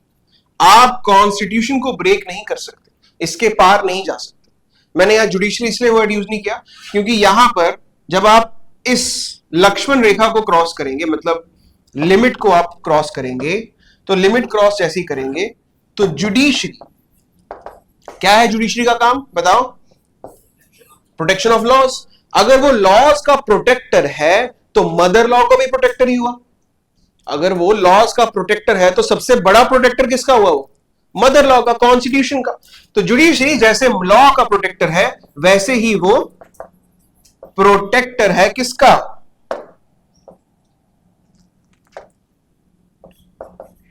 प्रोटेक्टर है किसका? कॉन्स्टिट्यूशन का भी। तो अगर आप कॉन्स्टिट्यूशन की लिमिट्स को क्रॉस करेंगे तो जुडिशरी आपको क्या करेगा? पनिश करेगा। आपके उन कानूनों को, आपके उन एक्शंस को वो क्या कर देगा? नलिफाई कर देगा। नलिफाई मतलब वॉइड कर देगा, खारिज कर देगा, नस्ते नाबूद कर देगा, चक के ले जाएगा। अगर आपने जैसे ही लक्ष्मण रेखा क्रॉस करी तो क्या रावण ने उठा के ले लिया सीता माता को? बस वैसा ही कुछ। जुडिशरी रावण ही है, ठीक है, अच्छी वाली रावण, जो ये देखती है कि कोई गलत तो नहीं कर रहा तो चक के ले जाती है, नलिफाई कर देती है उन सभी लॉज को, उन सभी एक्शंस को जो कॉन्स्टिट्यूशन के लिमिट्स के बाहर जा रहे हैं। ठीक है जी। And this concept to work within limit of constitution is called constitutionalism. ठीक है जी। कोई डाउट नहीं? थक तो नहीं गए हैं? थक तो नहीं गए? टाइम भी देख रहे होंगे, एक तो घड़ी यहां लगा दी है जो बार बार याद दिलाती रहती है कितना टाइम बच गया। अब क्या करेंगे, क्लासेस तो चलती रहेंगी, इसलिए टाइम देख के कोई फायदा तो है नहीं, इसलिए ढंग से पढ़ लो। चलो लिख लिया, चले आगे, समझ आ गया? कोई डाउट तो नहीं? ओके जी। चलो, तो दो तरह की सरकारें होती हैं। एक होती है कॉन्स्टिट्यूशनल गवर्नमेंट,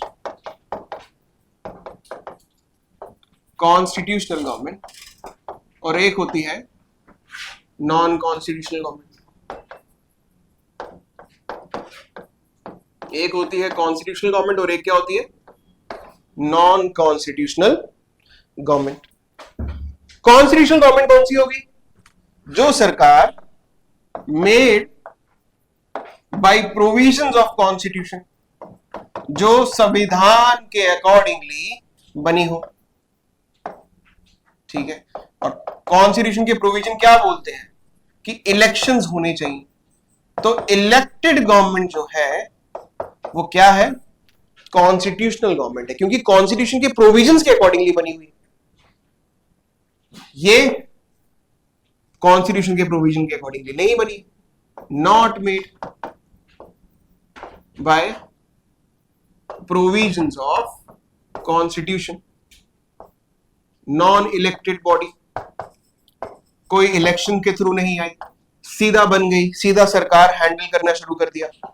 तालिबान, अफगानिस्तान के अंदर तालिबान है, तो तालिबानों ने कौन से इलेक्शंस लड़े बताओ? कोई भी नहीं। तालिबानों ने तो सीधा कब्जा किया, एक्वायर कर लिया और फिर वहां की सरकार चलाने लग गए। तो कोई कॉन्स्टिट्यूशन प्रोविजन थोड़ी है उनका, सिंपली कब्जा कर लिया। अब पाकिस्तान में बड़ी बार क्या हो जाता है?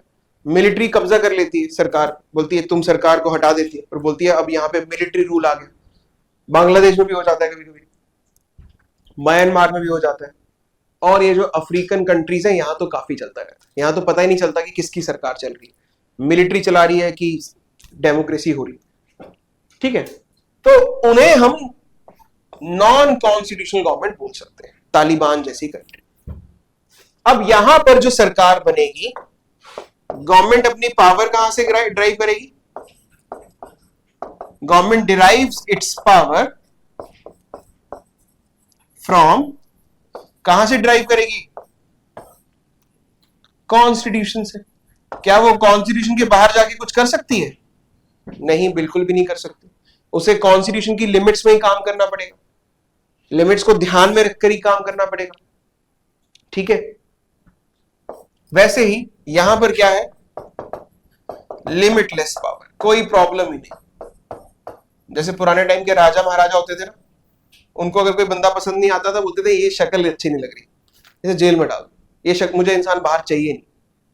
देखो बताओ, किसी की शक्ल अच्छी नहीं लग रही, बोला यार ये बड़ा बोरिंग है। कभी कभी आपका मन करता होगा किसी को जेल में डालने का, कि यार ये बंदा तो सीधा जेल में ही डाल दो, ये मेरे सामने नहीं आना चाहिए। कभी कभी टीचर्स भी ऐसा हो सकते हैं कि सर को जेल में डाल, टेंशन ही खत्म। टेंशन कहां से खत्म, यूपीएससी में कोई ना कोई तो पढ़ाएगा ही, ठीक है। लेकिन आप कर नहीं सकते, रीजन बीइंग एक रूल है, एक लॉ है, लॉ के तरफ से, लॉ के तरीके से सब काम। यहां पर लिमिटलेस पावर है। तालिबान किसी को भी उड़ा सकते हैं, ये अच्छा नहीं लग रहा उड़ा दिया, तो अच्छा नहीं लग रहा चल जेल में, पुराने राजाओं वाला टाइम। लिमिटलेस पावर्स तो अच्छी बात है, लिमिटलेस पावर्स नहीं। लिमिटलेस पावर तो है, पर राइट्स नहीं है लोगों के। आप ऐसे देश में रहते हो जहां पर आप प्राइम मिनिस्टर को भी गालियां दे सकते, उसके खिलाफ कुछ भी बोल सकते, क्या मोदी ऐसे बोल, मैं भी बोल रहा हूं।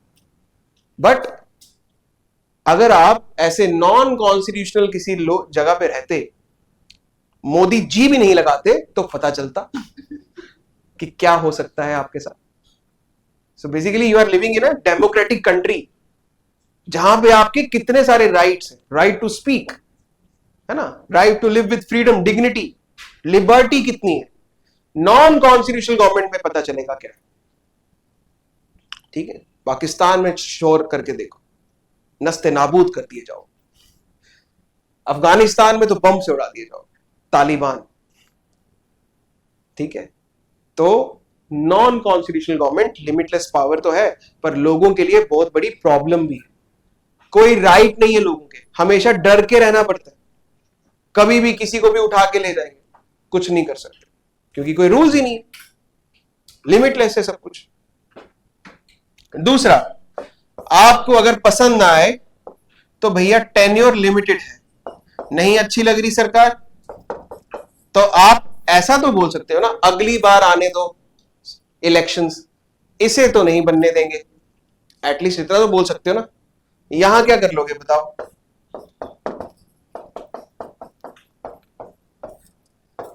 तालिबान आ गया तो आ गया, लड़ना ही पड़ेगा, नहीं तो आप इसको बाहर नहीं निकाल सकते। तो बहुत फर्क है कि कॉन्स्टिट्यूशनल एक गवर्नमेंट के साथ रहने में फायदा बहुत है, आप डेमोक्रेसी के रूल्स राइट्स को एंजॉय कर रहे हैं। मतलब आपकी ही सरकार है, पंजाब में आपकी ही सरकार है, और ऐसे भी आपकी ही सरकार है, ठीक है जी। आपकी मतलब लोगों की, ना कि आपकी, जो आपकी सरकार पंजाब में, ठीक है। तो ये डिफरेंस हो गया, चलिए समझ आ गया। तो अब बताइए, आप ज्यादा अच्छी कौन सी सरकार, कॉन्स्टिट्यूशनल या नॉन कॉन्स्टिट्यूशनल? कॉन्स्टिट्यूशनल सरकार, क्योंकि उसमें क्या है, आपके कुछ राइट्स हैं जिनको सेफ गार्ड किया जा रहा है। और सबसे मेजर राइट, सबसे बड़ा राइट आपके पास क्या है? You have the power to elect your representative. आप अपनी सरकार खुद चूज कर सकते हैं, और आपको भी चूज कर सकते हैं, और बीजेपी को भी चूज कर सकते हैं, कांग्रेस को भी चूज कर सकते हैं, जो आपको अच्छा लगे उसको। और नहीं चाहते किसी को तो वो भी कर सकते हैं। जब आप इलेक्शन में पार्टिसिपेट करते हैं तो नोटा भी रहता है एक पॉइंट, कि मुझे एक भी पसंद नहीं आया, नोटा। बस फिर आप किसी को भी चूज मत करो, जो चाहे वो कर सकते हो आप, because you have the power. और हर कंट्री में ये पावर नहीं मिलती है, बहुत ही लिमिटेड कंट्रीज हैं जहां पर ये पावर है। कुछ जगहों पे बस नाम के इलेक्शंस होते हैं। अब सोचो, इलेक्शंस हो रहे हैं चाइना में, और अकेला जिंगजियांग जिंगपिंग जो भी है वो खड़ा हो गया। अब बताओ, एक ही फोटो है बटन दबाने वाली, इलेक्शन तो हो रहे हैं पर एक ही फोटो है, क्या कर लोगे? नहीं करोगे इलेक्शन, बोलेंगे नहीं करना पार्टिसिपेट, मत करो। दो चार लोग तो कर ही लेंगे, एक वोट भी मिल गया, जीत गया, वो अपने आप को खुद ही वोट कर लेगा और बन गया प्रेसिडेंट। समझ रहे? तो ये चीज, ठीक है जी। चलिए, तो अभी तक आई होप आपको कॉन्स्टिट्यूशन, कॉन्स्टिट्यूशनलिज्म समझ आ गया होगा, और कॉन्स्टिट्यूशनल गवर्नमेंट क्यों जरूरी है समझ आ गया। 3 पॉलिटिकल ऑर्गन समझ आ गए, क्या क्या है? लेजिस्लेचर, एग्जीक्यूटिव और जुडिशरी। चलिए, बहुत अच्छी बात है, इसी बात को आगे बढ़ाते हैं। एक टर्म आपके साथ इंट्रोड्यूस करना चाहता हूं, फेडरलिज्म। पहले 2 दिन मैंने बताया, मुझे दो, ताकि मैं आपका एक बार बेसिक्स बना पाऊं, फिर उसके बाद आपको ज्यादा प्रॉब्लम नहीं है। पहले दिन कुछ नए नए वर्ड्स आएंगे, इट्स लाइक कि तारक मेहता का उल्टा चश्मा पहली बार देख रहे हो, और अभी मैं आपको इंट्रोड्यूस करवा रहा हूं, टप्पू कौन है, दादाजी कौन है, जेठालाल कौन है, दया बहन कौन है। फिर धीरे धीरे फिर इन सब का हम तांडव पढ़ेंगे कि कौन किसके साथ क्या कर रहा है, टप्पू सेना बीड़े क्या करता है, सब पढ़ेंगे। पर पहले वर्ड्स तो इंट्रोड्यूस हो जाए हमारे साथ। अभी हम पहली बार पढ़ रहे हैं, स्टेट अभी समझना है। अभी स्टेट वर्ड नहीं समझा हमने क्या है, अभी हमने समझना है फेडरलिज्म, हम समझेंगे क्या, पॉलिटिकल सिस्टम क्या है, पॉलिटी थोड़ा बहुत समझ आया, थोड़ा पढ़ना है, कॉन्स्टिट्यूशन थोड़ा समझ आ गया हमें, लेजिस्लेचर समझ आ गया, एग्जीक्यूटिव समझ आ गया। अभी हमने वर्ड्स पढ़ने, पार्लियामेंट, लेजिस्लेचर में स्टेट लेजिस्लेचर, असेंबली, विधानसभा, ये सारे वर्ड्स हैं जो मुझे 2 दिन लगेंगे इंट्रोड्यूस करने में। फिर उसके बाद कहानी शुरू होगी, ठीक है। तो what is federalism? It is division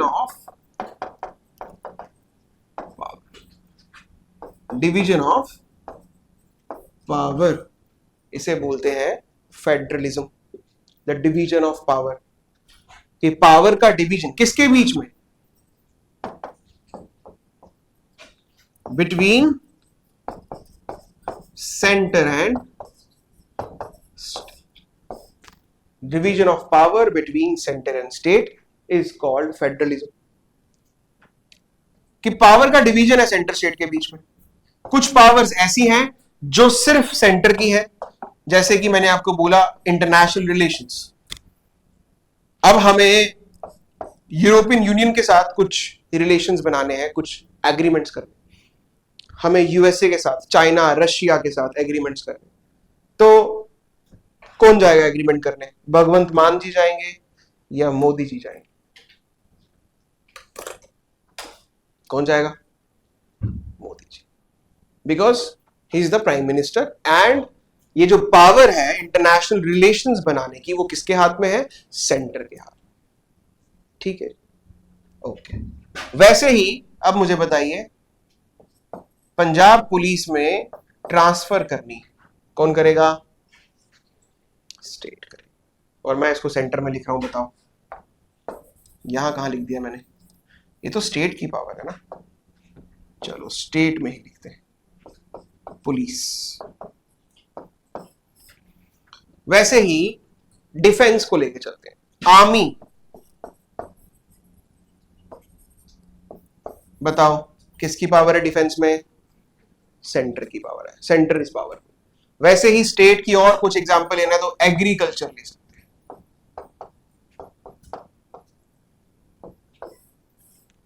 agriculture income, ठीक है। तो ऐसे आने वाले टाइम में हम पढ़ेंगे थर्ड फोर्थ लेक्चर के अंदर कि किसकी क्या क्या पावर है। पर अभी मैं इतना बताना चाहता हूं कि सेंटर स्टेट के बीच में there is division of powers. दोनों की अपनी अपनी पावर्स है, दोनों की अपनी अपनी पावर है। इंडिया में एक चीज याद रखना कि ऐसा नहीं है कि सेंटर के नीचे स्टेट काम कर रही है, बिल्कुल नहीं। मतलब कि state is not subordinate to centre, state centre के नीचे काम नहीं करती। जैसे हम बोलते हैं ना, हाँ कि डीसी के नीचे तहसीलदार, ऐसा नहीं है, ध्यान से सुनना। कॉन्स्टिट्यूशन, डिवीजन ऑफ पावर का मतलब क्या हो गया कि जो हमारा कॉन्स्टिट्यूशन है वो दोनों को अपनी अपनी पावर देता है। ये दोनों अलग अलग एंटिटीज हैं, एक सेंटर लेवल की है और एक स्टेट लेवल की है। तो दोनों की पावर्स कॉन्स्टिट्यूशन से डिराइव होगी। तो सेंटर के नीचे स्टेट काम नहीं कर रहा, दोनों अपनी अपनी जगह इंडिपेंडेंट है। माना सेंटर ज्यादा पावरफुल है तो क्या हो गया, लेकिन दोनों की पावर्स क्या है? They are independent. ये चीज को ध्यान में रखना कि दोनों की पावर्स क्या है? They are independent of each other. State is not deriving its power from centre. State अपनी पावर सेंटर से नहीं लेता, ना सेंटर से पूछ के कुछ करता है। मेरी बात समझ रहे हो? जो भी सब्जेक्ट्स या जो भी पावर स्टेट के पास है, उन सभी सब्जेक्ट्स, उन सभी पावर्स में स्टेट अपनी मर्जी कर सकता है, अपनी डिस्क्रिशन कर सकता है। डिस्क्रिशन मतलब अपनी मर्जी कर सकता है, उसे किसी से कुछ पूछने की जरूरत नहीं है। वैसे ही सेंटर के जो अपनी पावर्स हैं उनमें सेंटर अपनी मनमर्जी कर सकता है, उसे किसी से पूछने की जरूरत नहीं। दिस प्रोसेस या this structure is called federalism, that is division of powers between centre and state.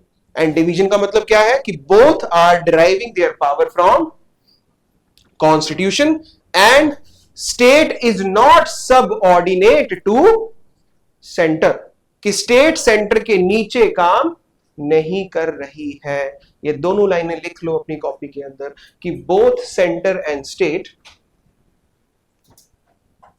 Are deriving their power, both center and state are deriving their power, both center and state are deriving their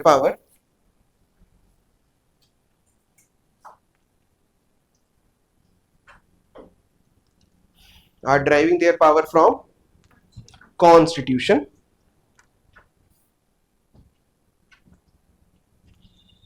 where state is not subordinate, where state is not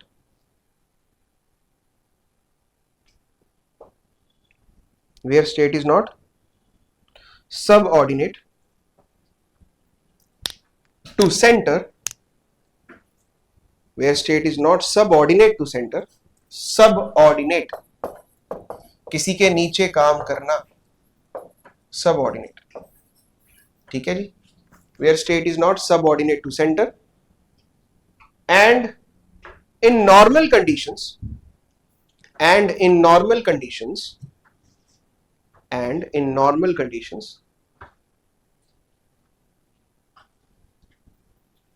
both cannot intervene, in normal conditions both cannot intervene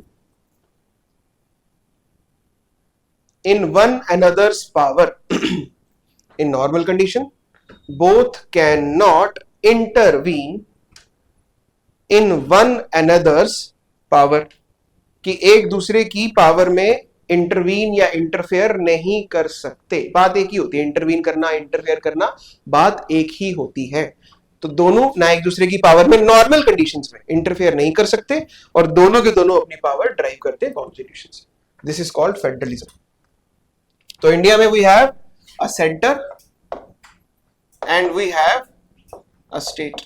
दो level पे हमारी government काम करती, बल्कि हमारी तो 3 level पे government काम करती है। अगर इंडिया की बात करें तो 3rd लेवल भी है, 3rd टियर भी है, लोकल लेवल, पंचायत और म्युनिसिपैलिटी भी तो है इंडिया के अंदर, ठीक है। तो इंडिया में तो 3 टियर गवर्नमेंट, इंडिया में 3 टियर गवर्नमेंट, ठीक है। चलो मोटा मोटा समझ आ गया, कोई बात नहीं, मोटा मोटा ही आना चाहिए, बाकी कल तक पूरा समझ आ जाएगा। अब पॉलिटी के सिलेबस की बात करते हैं कि भाई हमने आने वाली क्लासेस में पढ़ना क्या है। 2 चार्ट हम बनाएंगे, एक आज बनाएंगे और एक कल बनाएंगे, या परसों भी बना सकते हैं, मतलब आने वाली 2 या 3 क्लासेस में ही हो जाएगा। ये दोनों चार्ट्स हमारे सिलेबस को डिफाइन करते हैं। आज एक चार्ट बनेगा और एक चार्ट परसों बनेगा या कल बन जाएगा अगर टाइम से हो गया, और ये चार्ट्स आपका क्या करेंगे, सिलेबस डिफाइन करेंगे। क्लियर है मेरी बात? चलिए पहला चार्ट बनाते हैं। तो हमने पढ़ा हमारा जो कॉन्स्टिट्यूशन है, हमारा जो गवर्नमेंट है वो 3 लेवल्स पे काम करती है। क्या है वो 3 लेवल्स? एक तो सेंटर है, एक क्या है, स्टेट है, और एक है लोकल लेवल, ठीक है। पहले इंडिया में 2 ही लेवल होते थे, सेंटर स्टेट। फिर बाद में ऐसा लगा कि यार लोकल लेवल पे भी रिप्रेजेंटेटिव्स होने चाहिए, क्योंकि वो ज्यादा अच्छे से चीजों को समझ सकते हैं। जैसे अभी फ्लड आ रहे हैं, अब जैसे फ्लड आ रहे हैं तो कोई भी प्रॉब्लम है, अब अगर सोचो लोकल नहीं होते, मतलब आपकी म्युनिसिपैलिटी पंचायत नहीं होती, तो आप अपनी गुहार लेके जाते किसके पास? स्टेट के पास। अब स्टेट वालों को समझाना बड़ा मुश्किल है। भगवंत मान जी के पास चले जाओ, उनको बोलो कि सर मेरी गली में पानी आ गया था फ्लड की वजह से, जिसकी वजह से ये गली ठीक हो जानी चाहिए। भगवंत मान जी बोलेंगे पता नहीं क्या बोल रहा है, उनको शायद वो सीरियसली सुनेंगे आपकी बात को, और उनको ये मैटर इतना सीरियस भी नहीं लगेगा। वो सोचेंगे यार मैं पूरी स्टेट संभाल रहा हूँ, तुम्हारी गलियां देखूं मैं। लेकिन यही कंसर्न अगर आप किसके पास लेके जाओगे, अपने सरपंच के पास, उसको बोलोगे हाँ जी मेरी गली से पानी आ गया, वो आपसे पहला सवाल पता क्या करेगा, उरली वाले की परली वाली, मतलब कौन सी वाली भाई, इधर वाली उधर वाली, क्योंकि उसको पता है तुम गलियों की बात कर रहे हो और कौन सी वाली की बात कर रहे हो। मतलब वो तुम्हारी प्रॉब्लम को ज्यादा अच्छे से समझ सकता है। वो बोलेगा अच्छा कोई नहीं, अगर उसको लगेगा कि ये गली ज्यादा लोगों को कनेक्ट करती है तो बोलेगा कोई नहीं बना देंगे जी, दोबारा बना देंगे। तो बहुत सारी ऐसी छोटी छोटी प्रॉब्लम्स होती हैं जो एक सरपंच या फिर एक काउंसलर म्युनिसिपैलिटी का ज्यादा अच्छे से समझ सकता है। सो दैट्स वाई गवर्नमेंट को लगा, मतलब स्टेट को भी ऐसा लगा कि लोकल रिप्रेजेंटेटिव्स होना जरूरी है जो लोकल लेवल की प्रॉब्लम को सॉल्व कर सके। गांव की बहुत सारी छोटी छोटी प्रॉब्लम्स होती हैं जो लोकल लेवल पे ही सॉल्व करना सही रहता है, और तभी सॉल्व भी अच्छे से हो सकती है। तो तभी इंडिया में थर्ड टियर गवर्नमेंट इंट्रोड्यूस की गई बाद में। पहले इंडिया के कॉन्स्टिट्यूशन में ऐसा कुछ भी नहीं था, बाद में लाया गया है, बाद में लाया गया है। ठीक है जी। अच्छा, what are the three organs of government? Legislature,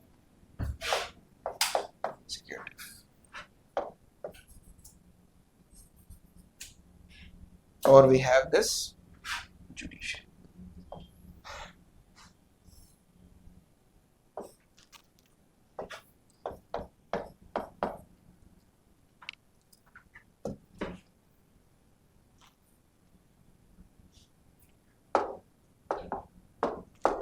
चलो जी,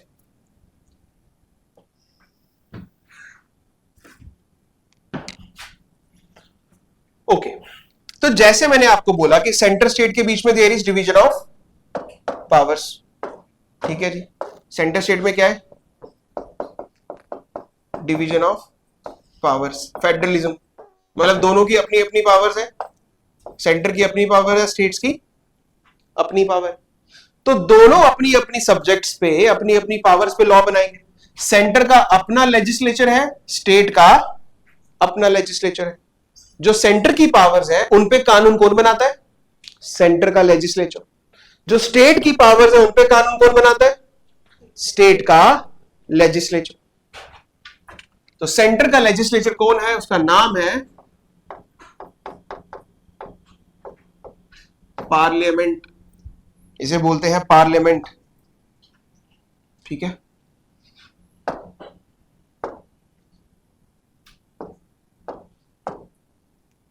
पार्लियामेंट में दो हाउसेस हैं, एक है लोअर हाउस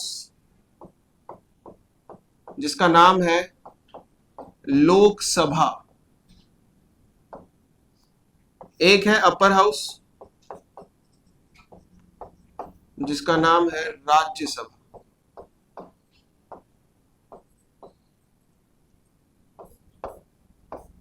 लोकसभा का एक नाम और है, उसे बोलते हैं हाउस ऑफ पीपल।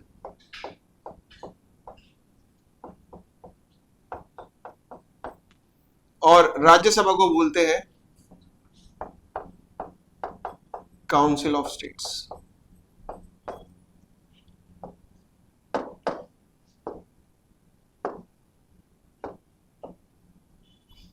लोकसभा में वी हैव 543 मेंबर्स, राज्यसभा में we have 245 members. Lok Sabha represent करता है लोगों को। किसको रिप्रेजेंट करता है? लोगों को, क्योंकि हम जो इलेक्शंस में पार्टिसिपेट करते हैं हम सिर्फ लोकसभा के इलेक्शंस में पार्टिसिपेट करते हैं। इंडिया में सभी लोग सिर्फ लोअर हाउस के इलेक्शंस में पार्टिसिपेट करते हैं, चाहे वो सेंटर का हो चाहे स्टेट का हो। तो लोकसभा लोगों की सभा, लोगों को रिप्रेजेंट करता है, और राज्यसभा राज्यों की सभा किसको रिप्रेजेंट करता है? स्टेट को रिप्रेजेंट करता है। वैसे ही स्टेट लेवल पे we have state legislature. State level पे वी हैव स्टेट लेजिस्लेचर। तो स्टेट लेवल पे लोअर हाउस जो है उसे बोला जाता है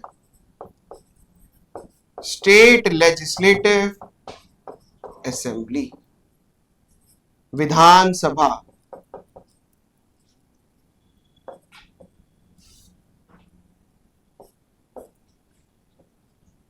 और अपर हाउस इसे बोलते हैं लेजिस्लेटिव काउंसिल, इसे बोलते हैं हिंदी में इंग्लिश में विधान परिषद। क्या पंजाब में विधान परिषद है? नहीं। अपर हाउस जो स्टेट का है वो काफी कम स्टेट्स में है, मतलब सिर्फ 6 स्टेट्स हैं इंडिया में जहां पर आपको विधान परिषद देखने को मिलेगा।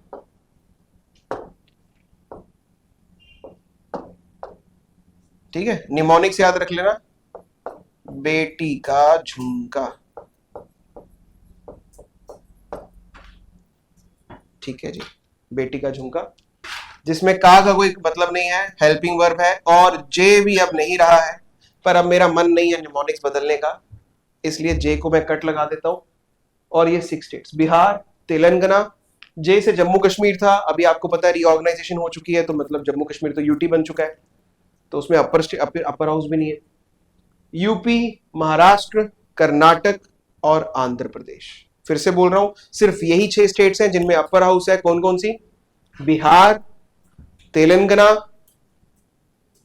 यूपी, महाराष्ट्र, कर्नाटक और आंध्र प्रदेश। सिर्फ 6 स्टेट्स में विधान परिषद है, अपर हाउस है। ठीक है जी, समझ आ गया?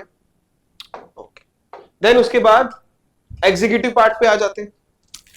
सेंटर का जो सबसे बड़ा एग्जीक्यूटिव है उसे बोलते हैं प्रेसिडेंट। प्रेसिडेंट जो सेंटर का सबसे बड़ा एग्जीक्यूटिव है, जो सारे के सारे एग्जीक्यूटिव को मैनेज करता है, जिसके नाम पर सारे काम किए जाते हैं। प्रेसिडेंट का को नॉमिनल एग्जीक्यूटिव बोला जाता है। नॉमिनल एग्जीक्यूटिव का मतलब हो गया वो सिर्फ नाम का ही एग्जीक्यूटिव है, मतलब सारे काम प्रेसिडेंट के नाम पे किए जाते हैं। पर सच बताऊं तो प्रेसिडेंट सिर्फ नाम का एग्जीक्यूटिव। प्रेसिडेंट का हिंदी में क्या बोलेंगे? बताओ भाई, पंजाबी में बता दो। राष्ट्रपति। पति को पंजाबी में क्या बोलते हैं? लाड़ा? क्या बोलते हैं? पति बोलते हैं पंजाबी में। ओके, मैं कुछ ऐसा स्पेशल वर्ड आ जाए, राष्ट्र लाड़ा। ओके, ठीक है। तो राष्ट्रपति, देखिए प्रेसिडेंट की हालत एक पति की तरह ही, ये तो राष्ट्रपति, तो इसकी हालत तो और ज्यादा, सबसे बड़ा पति। पतियों की क्या काम होता है? पतियों का काम होता है शादी करना, शादी करने के बाद अपनी बीवी को अपना नाम देना कि आज से तू शर्मा, आज से तू ढिल्लो, आज से तू चौधरी, बस उसके आगे कुछ नहीं, मुंह बंद करके जिंदगी गुजारनी पड़ती। क्योंकि फिर चलती किसकी है?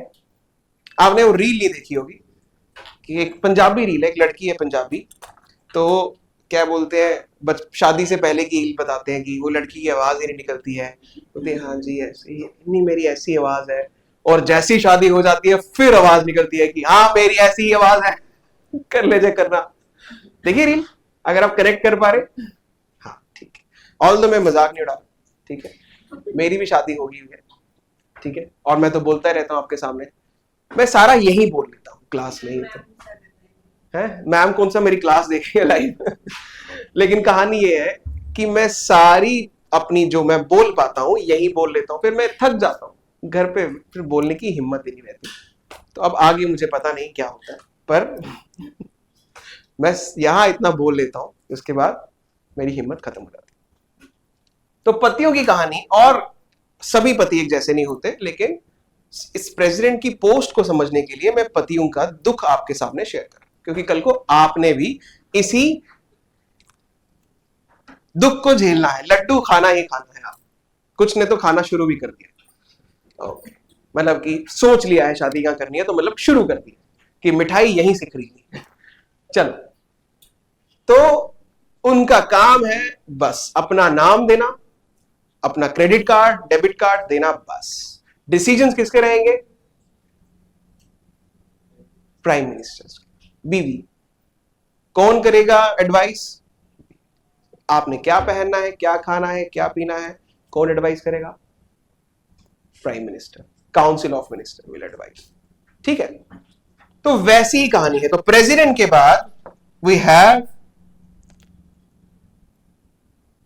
Prime minister and council of minister, जो है रियल एग्जीक्यूटिव, असली पावरफुल। जब हम पॉलिटी पढ़ेंगे तो हम प्राइम मिनिस्टर का चैप्टर 1 पेज में खत्म करेंगे और प्रेसिडेंट का चैप्टर खत्म करेंगे 20 पेजों में।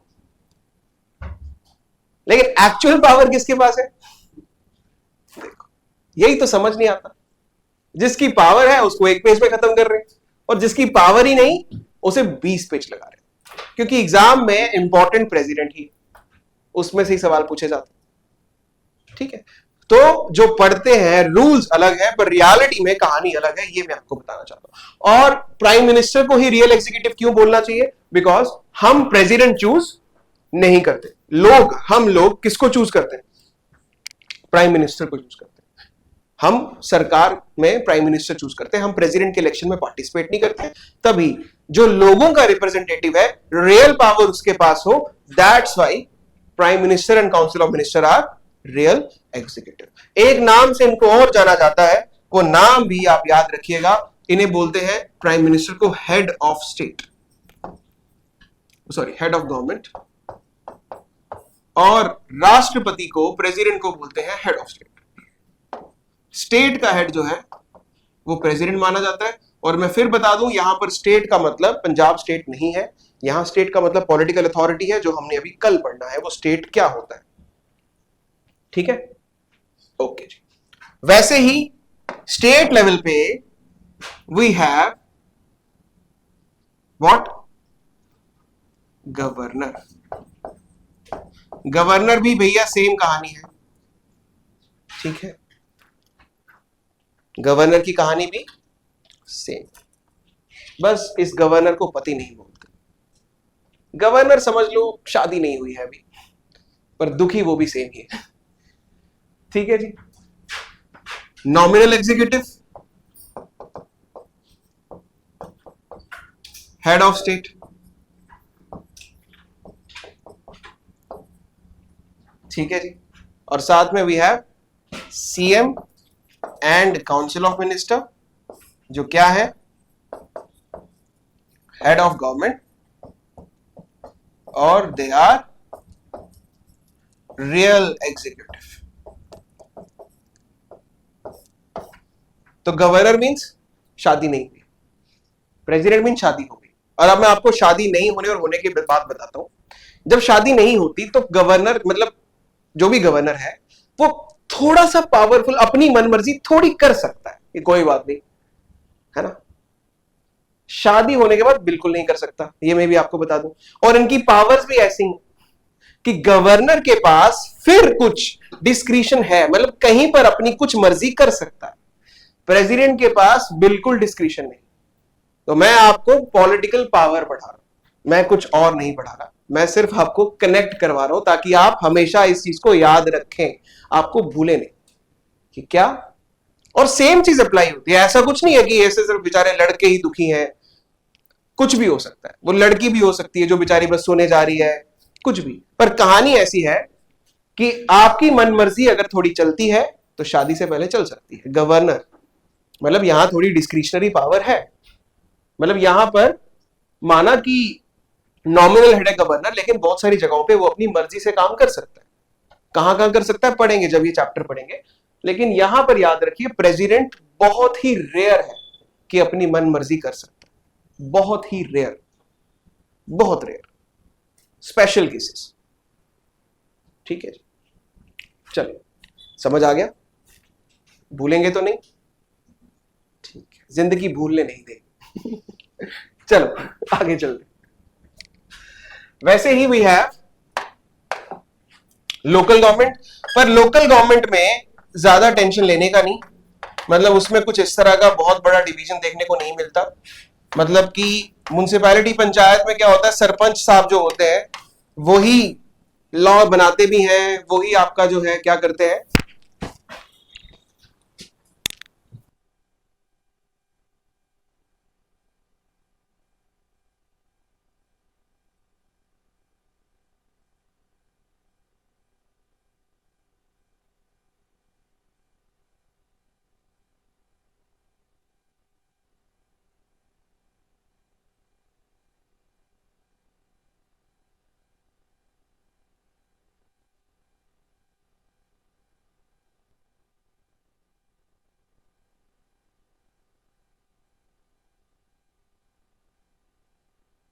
तो म्युनिसिपैलिटी पंचायत में क्या है, ऐसा कुछ लेजिस्लेचर एग्जीक्यूटिव नहीं है, सरपंच साहब ही जो है वही कानून वगैरह भी बना ही लेते हैं छोटे मोटे, और वो एग्जीक्यूट भी खुद ही कर लेते हैं। तो ऐसा कुछ फर्दर डिवीजन नहीं है। पर हाँ, लोकल लेवल की गवर्नेंस को पंचायत एट रूरल लेवल, मतलब गांव के लेवल पे, और शहरी लेवल पे म्युनिसिपैलिटी ही इनको हैंडल करती है। ये चीजें पहले हमारे कॉन्स्टिट्यूशन में नहीं थी, मतलब ये म्युनिसिपैलिटी और जो थर्ड टियर हमारा गवर्नमेंट है, ये पहले हमारे कॉन्स्टिट्यूशन में नहीं थे, ये बाद में आए हैं। पंचायत हमारे कॉन्स्टिट्यूशन में 73rd अमेंडमेंट से आया है, मतलब हमारे कॉन्स्टिट्यूशन में जो 73rd चेंज किया गया, 73rd बदलाव किया गया, उससे पंचायत आया है। और 74th कॉन्स्टिट्यूशनल अमेंडमेंट एक्ट से म्युनिसिपैलिटी आया, पहले नहीं थे, बाद में लाए। ठीक है, ओके। अब चलते हैं जुडिशरी पे। जुडिशरी इंडिया में देखो, मैंने इसमें कुछ डिवीजन नहीं किया हुआ, जैसे यहां किया हुआ है, यहां डिवीजन नहीं किया हुआ। उसके पीछे रीजन ये, जुडिशरी इंडिया में इंटीग्रेटेड है। क्या है? इंटीग्रेटेड है सिस्टम सारा का सारा। Judiciary India is integrated. Integrated मतलब there is no division. Integrated मतलब देयर इज नो डिवीजन। किसी तरह की डिवीजन आपको देखने को नहीं मिलेगी। यहां पर सिंपल है, सुप्रीम कोर्ट है सबसे बड़ा, उसके नीचे काम करता है हाई कोर्ट, उसके नीचे काम करता है डिस्ट्रिक्ट कोर्ट, और डिस्ट्रिक्ट कोर्ट के नीचे काम करते हैं सब ऑर्डिनेट कोर्ट्स। तो कोर्ट्स का स्ट्रक्चर अलग है। ऐसा नहीं है कि सेंटर के लिए सुप्रीम कोर्ट है तो स्टेट के लिए हाई कोर्ट है, ऐसा नहीं है। सबसे बड़ा कोर्ट, देखो यहां पे भी क्या बोला मैंने कि भाई ये दोनों अपनी पावर्स डायरेक्टली कहां से डिराइव करते हैं? कॉन्स्टिट्यूशन से। ऐसे ही कहा मैंने कि दोनों में डिवीजन ऑफ पावर है, दोनों अपनी पावर कॉन्स्टिट्यूशन से डिराइव करते हैं। लेकिन यहां पर बिल्कुल भी ऐसा नहीं है, यहां पर इंटीग्रेटेड सिस्टम है। मतलब सबसे ऊपर सुप्रीम कोर्ट है, उसके नीचे कौन काम कर रहा है? High court. मतलब सुप्रीम कोर्ट सभी हाई कोर्ट्स को कंट्रोल कर रही है, हाई कोर्ट के नीचे काम कर रहा है डिस्ट्रिक्ट कोर्ट, हाई कोर्ट सभी डिस्ट्रिक्ट कोर्ट्स को कंट्रोल कर रहा है, और डिस्ट्रिक्ट कोर्ट के नीचे है और छोटे मोटे कोर्ट, ये सिविल कोर्ट, मुंसिफ कोर्ट, छोटे मोटे और first class second class court, इन सभी को कौन कंट्रोल कर रहा है? डिस्ट्रिक्ट कोर्ट, हाई कोर्ट, ये सब चीजें। ठीक है, और ऐसा नहीं है कि सेंटर का सुप्रीम कोर्ट है और स्टेट का हाई कोर्ट है। आप किसी भी लॉ के लिए, किसी भी कानून की पनिशमेंट के लिए, या किसी भी लॉ के अगेंस्ट किसी भी कोर्ट में जा सकते। इसका बहुत अच्छा एग्जांपल है, सेंटर ने लॉ पास किया म्युनिसिपल वाला, जो आपका गाड़ी वाला मैं बता रहा था 1988 वाला, कि जिसमें आपको पता है कि अगर आप सीट बेल्ट के बिना पकड़े जाएं तो कितना जुर्माना होगा, कितनी पेनल्टी लगेगी, हेलमेट के बिना पकड़े जाएं तो कितनी पेनल्टी लगेगी। ठीक है ना? अभी पटियाला की पुलिस वालों ने पढ़ा नहीं है वो लॉ, भूल चुके हैं अपडेट करना कि कानून बदल चुका है कि हेलमेट नहीं लगाओ तो पेनल्टी भी लगती है। तो यहां तो सभी बिना हेलमेट के चले होते हैं। ठीक है, या तो कुछ ऐसे बीच में कॉन्ट्रैक्ट हो चुका है लोगों के और पुलिस वालों के कि कोई बात नहीं, एक दूसरे को पकड़ना नहीं है ना? बाकी उनके मूड पे है, वो क्या चाहते हैं। तो वो कानून सेंटर ने बनाया कि भाई अगर आपने हेलमेट नहीं पहना, सीट बेल्ट नहीं पहना तो आप पे ये होगा वो होगा, इस तरीके से आपको देखने को मिलेगा। तो लेकिन अगर आप पकड़े जाते हो और आप पे कोई चालान होता है तो चालान भुगतने आपको कहां जाना पड़ता है? आप सुप्रीम कोर्ट नहीं जाते, क्योंकि है तो सेंटर का लॉ। देखा जाए तो अगर सच में डिवीजन होता तो फिर तो सुप्रीम कोर्ट जाना पड़ता चालान भुगतने, लेकिन आप चालान भुगतने कहां जा रहे हैं? सिंपली एक छोटे से मुंसिफ कोर्ट में।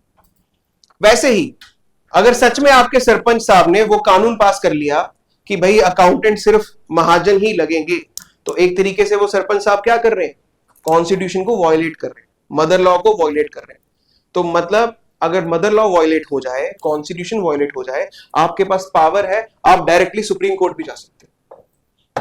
तो सोचो एक छोटे से लोकल केस के लिए, एक गांव छोटा सा, पूरे इंडिया में गांव की क्या वैल्यू, कुछ भी नहीं, बहुत छोटा सा है गांव। वो गांव में एक छोटा सा कानून एक सरपंच ने पास किया, लेकिन आप उसके अगेंस्ट डायरेक्टली कहां जा पा रहे हो? सुप्रीम कोर्ट में। यह बताता है इंटीग्रेशन, कि सिर्फ सेंटर के कानूनों के लिए सुप्रीम कोर्ट नहीं है और स्टेट के कानूनों के लिए हाई कोर्ट नहीं है। किसी भी कानून के लिए आप किसी भी कोर्ट में जा सकते हो, जो बताता है इंटीग्रेशन ऑफ जुडिशरी। ठीक है जी, इसको बना लो। ठीक है, अगर इसमें कुछ प्रॉब्लम है तो मुझसे पूछो, कोई डाउट है तो मेरे से पूछो, नहीं तो फिर आगे चलेंगे। ठीक है, और हाँ 7:30 तक क्लास होती है, ये भी बता दूं। अगर किसी के दिल में ऐसा कुछ है कि 7:15 बजे तो छोड़ ही देते हैं, ऐसा तो नहीं होता होगा। 7:30 तक क्लास है और 7:30 तक चलती है। सिटिंग बनानी पड़ेगी, मन लगाना पड़ेगा, और कोई रास्ता नहीं है। शुरू में मन करेगा भागने का, कहीं और जाने का, पर यह बता दूं जिंदगी में कोई भी काम करोगे मेहनत से ही होगा। तो क्यों ना अच्छी जगह मेहनत करके एक अच्छी पोस्ट हासिल की जाए। नहीं तो भैया मेहनत तो छोले कुलचे वाले भैया भी कर ही रहे।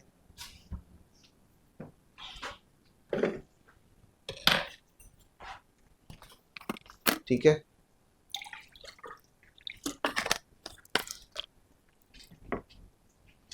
इसे जल्दी से नोट करो।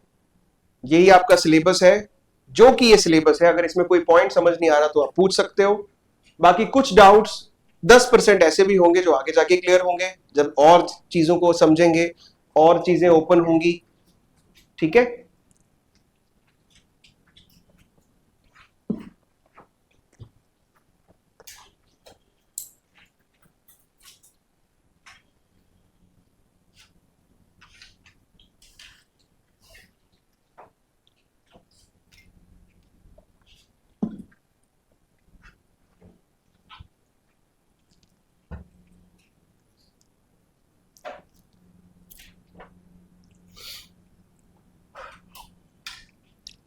जिनका हो गया, जिन्होंने मतलब नोट कर लिया पहले से, वो पूरी क्लास को एक बार रिवाइज करो। कोई डाउट है तो पूछो, कुछ समझ में नहीं आया तो पूछो।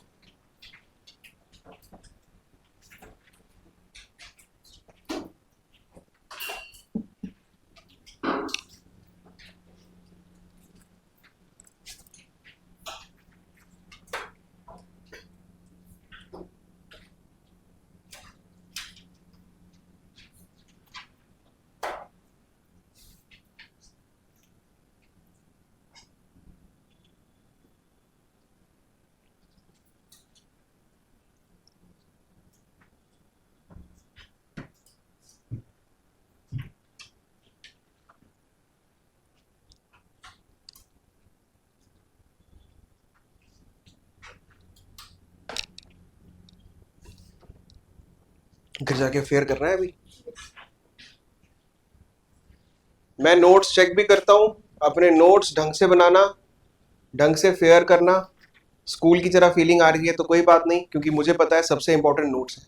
मेरी क्लास आप भूल जाओगे, मैंने क्या पढ़ा है सब भूल जाओगे, याद रहेंगे तो बस ये नोट्स। इसलिए नोट मेकिंग पे काफी ज्यादा ध्यान देना, और ढंग से एक ही कॉपी अलग से लगाना, उस पर नोट्स बनाना, ताकि उसको रिवाइज आप कर सको अच्छे से। जितना रिवाइज करोगे उतना कम है, ये भी बता दो, जितना रिवाइज करोगे उतना कम।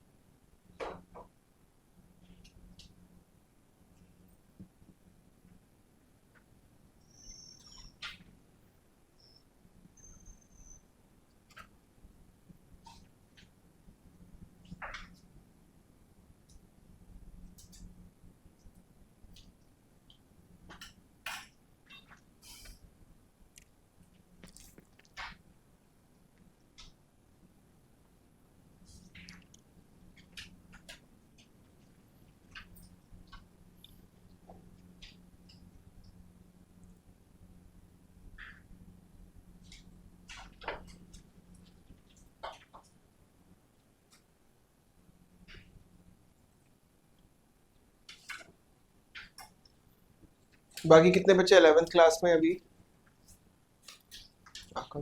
बस फर्स्ट ईयर, मतलब कॉलेज में है, first second third year mostly, बाकी ग्रेजुएट्स हैं।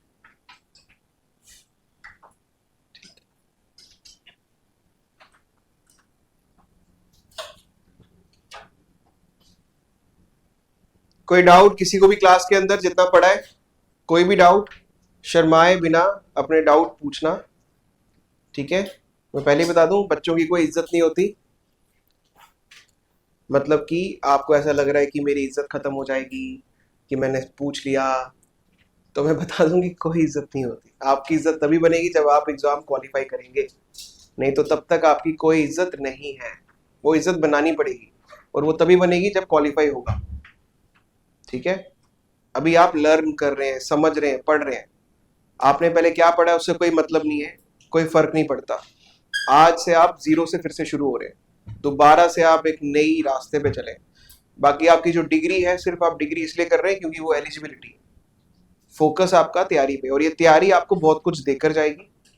एक अच्छा इंसान, एथिकली स्ट्रॉन्ग इंसान तो आपको बनाकर ही रखेगी, और इतना नॉलेजेबल बना देगी कि आप ऐसे फालतू के जो ये पान की दुकानों पे बात नहीं चल रही होती, मोदी ने ऐसा कर दिया, आपका ये दिमाग इस लेवल पे चलेगा ही। आप बोलोगे क्या बच्चों वाली बातें कर, आपका लेवल ऊपर आ जाएगा। आप समझ जाओगे कि कहानी है क्या, पॉलिटिकल सिस्टम काम कैसे करता है, ठीक है?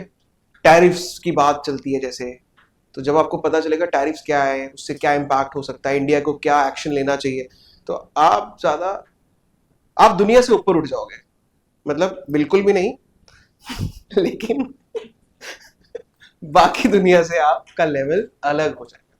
आपको आम लोग पसंद ही नहीं आएंगे, आप ज्यादा लोगों से बात भी नहीं कर पाओगे। रीजन भी क्योंकि आपको लगेगा यार ये तो सारे बेवकूफ है। आप एक अलग सेक्शन ऑफ सोसाइटी बनने जा रहे हो आने वाले टाइम, क्योंकि आपका दिमाग ही अलग होगा। आपको पता नहीं चलेगा, लेकिन आपको बाद में रियलाइज होगा कि अच्छा मैं इतना तेज हो गया। फिर आपको ऐसे ही लोग पसंद आएंगे, ब्यूरोक्रेट्स, या जिनको इतनी समझ हो, जो आपकी बातें समझ पाए। तो आपकी फैमिली में बड़ी बार होगा, फंक्शंस में आप अलग फील करने लग जाओगे, क्योंकि उनको आपकी बातें नहीं समझ आएंगी, ना आपकी उनको, ठीक है? चलिए, हो गया नोट सबका? ठीक, चलिए आगे चलते हैं। तो कॉन्स्टिट्यूशन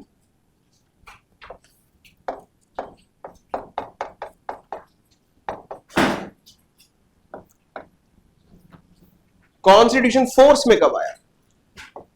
वर्ड मैंने यूज किया है, क्या वर्ड यूज किया है? क्या वर्ड यूज किया है? थोड़ा बोलो जोर से, तुम्हारी ना ऐसे थक चुकी हो, ऐसा लग रहा है कि बहुत दुखी हो। एक साथ बोलोगे, क्या वर्ड यूज किया है?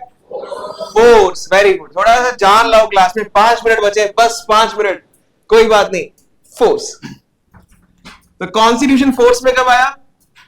ये आया 26 जैन 1950, 26 जनवरी 1950 में हमारा कॉन्स्टिट्यूशन फोर्स में आया, ठीक है जी? और फोर्स में आया, और इस दिन को हम हमेशा मनाते हैं एज रिपब्लिक डे। 2 दिन हमारी जिंदगी में जो नेशनल हॉलीडेज हैं, एक रिपब्लिक डे और एक इंडिपेंडेंस डे, और एक तीसरा भी है वैसे, गांधी जयंती भी रहती है। पर 2 जो हमारे रिलेट करते हैं हमारे रिपब्लिक, मतलब हमारे कॉन्स्टिट्यूशन के लागू होने से या हमारी इंडिपेंडेंस से, वो है इंडिपेंडेंस डे और रिपब्लिक डे। तो इंडिपेंडेंस डे जब हम आजाद हुए, और रिपब्लिक डे जब हम रिपब्लिक हुए। रिपब्लिक होना मतलब कि हमने कॉन्स्टिट्यूशन लागू कर दिया। और रिपब्लिक वर्ड का मतलब भी क्या होता है कि हमारा जो हेड ऑफ स्टेट है, who is our head of state? Who is our head of state? President. अभी तो पढ़ा, president is head of state. Head of state is elected in India. मतलब हेड ऑफ स्टेट जो है, मतलब state का सबसे बड़ा हेड, इंडिया में सबसे बड़ा औहदा किसका है? प्रेसिडेंट। और वो जो प्रेसिडेंट है वो कोई भी बन सकता है इंडिया, एनीवन। आप भी बन सकते हैं कल को, 35 साल का होना पड़ेगा पहले, ऐसे नहीं। तो 35 years of age, Indian citizen, कोई भी क्या बन सकता है? प्रेसिडेंट बन सकता है। जो बताता है कि इंडिया में कोई भी प्रेसिडेंट बन सकता है, मतलब कि कोई स्पेशल प्रिविलेज या किसी स्पेशल फैमिली में पैदा होना जरूरी नहीं है। Everyone is equal in India, सब लोग बराबर है, क्योंकि किसी को भी प्रेसिडेंट बना सकते हैं। एग्जांपल ले लो अभी वाले प्रेसिडेंट की, she belongs to a tribal society but still she is president of India.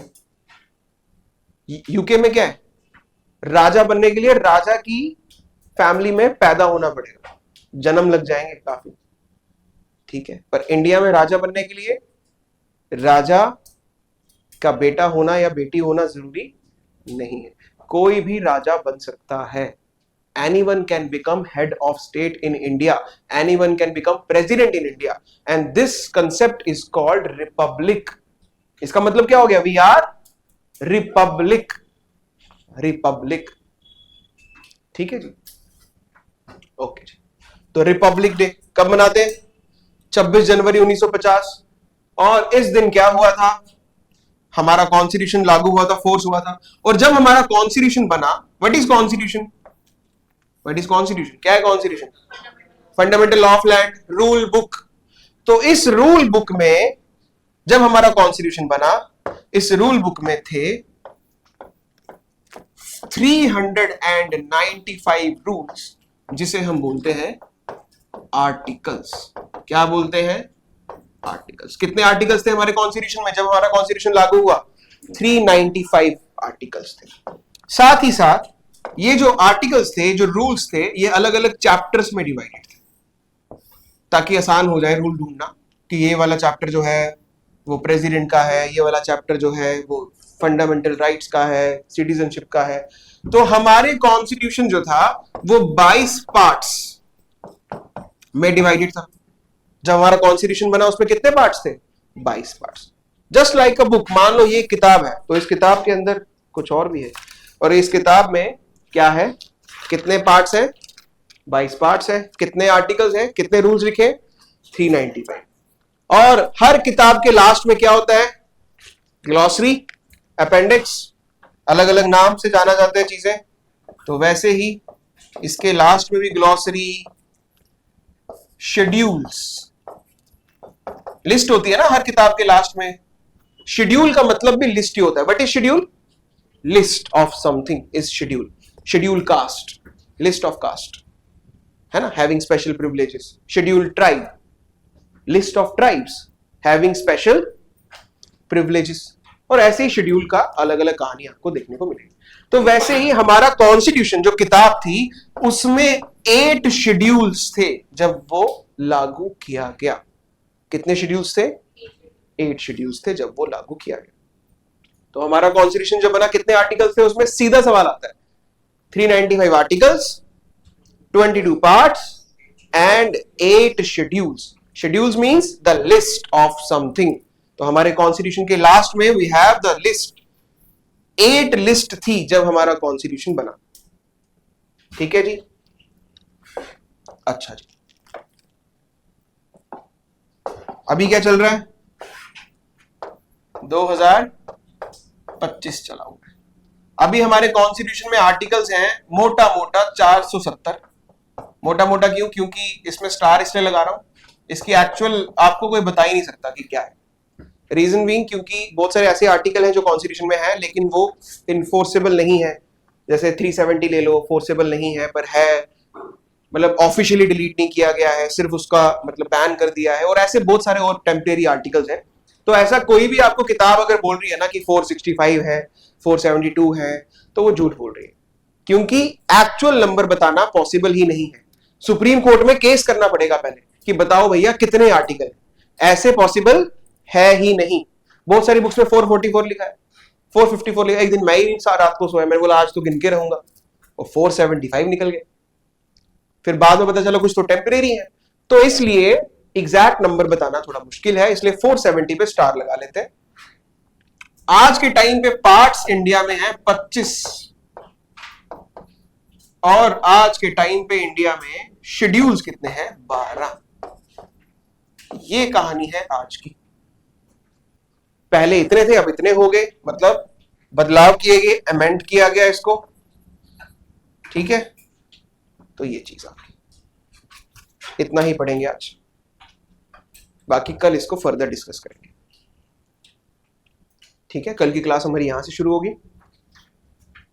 कोई भी डाउट है तो पूछ लो, ठीक है, नहीं तो कल मैं पूछूंगा। कल भी आपके पास टाइम है, घर जाओ रिवाइज करो, कोई डाउट है तो कल मुझसे पूछो, क्लास से पहले क्लास के बाद, ठीक है। टेस्ट का मैंने आपको बता दिया है कैसे कैसे होगा, बाकी आपको धीरे धीरे क्लास का पता चल ही जाएगा कैसे कैसे चलेगी। तो थैंक यू वेरी मच।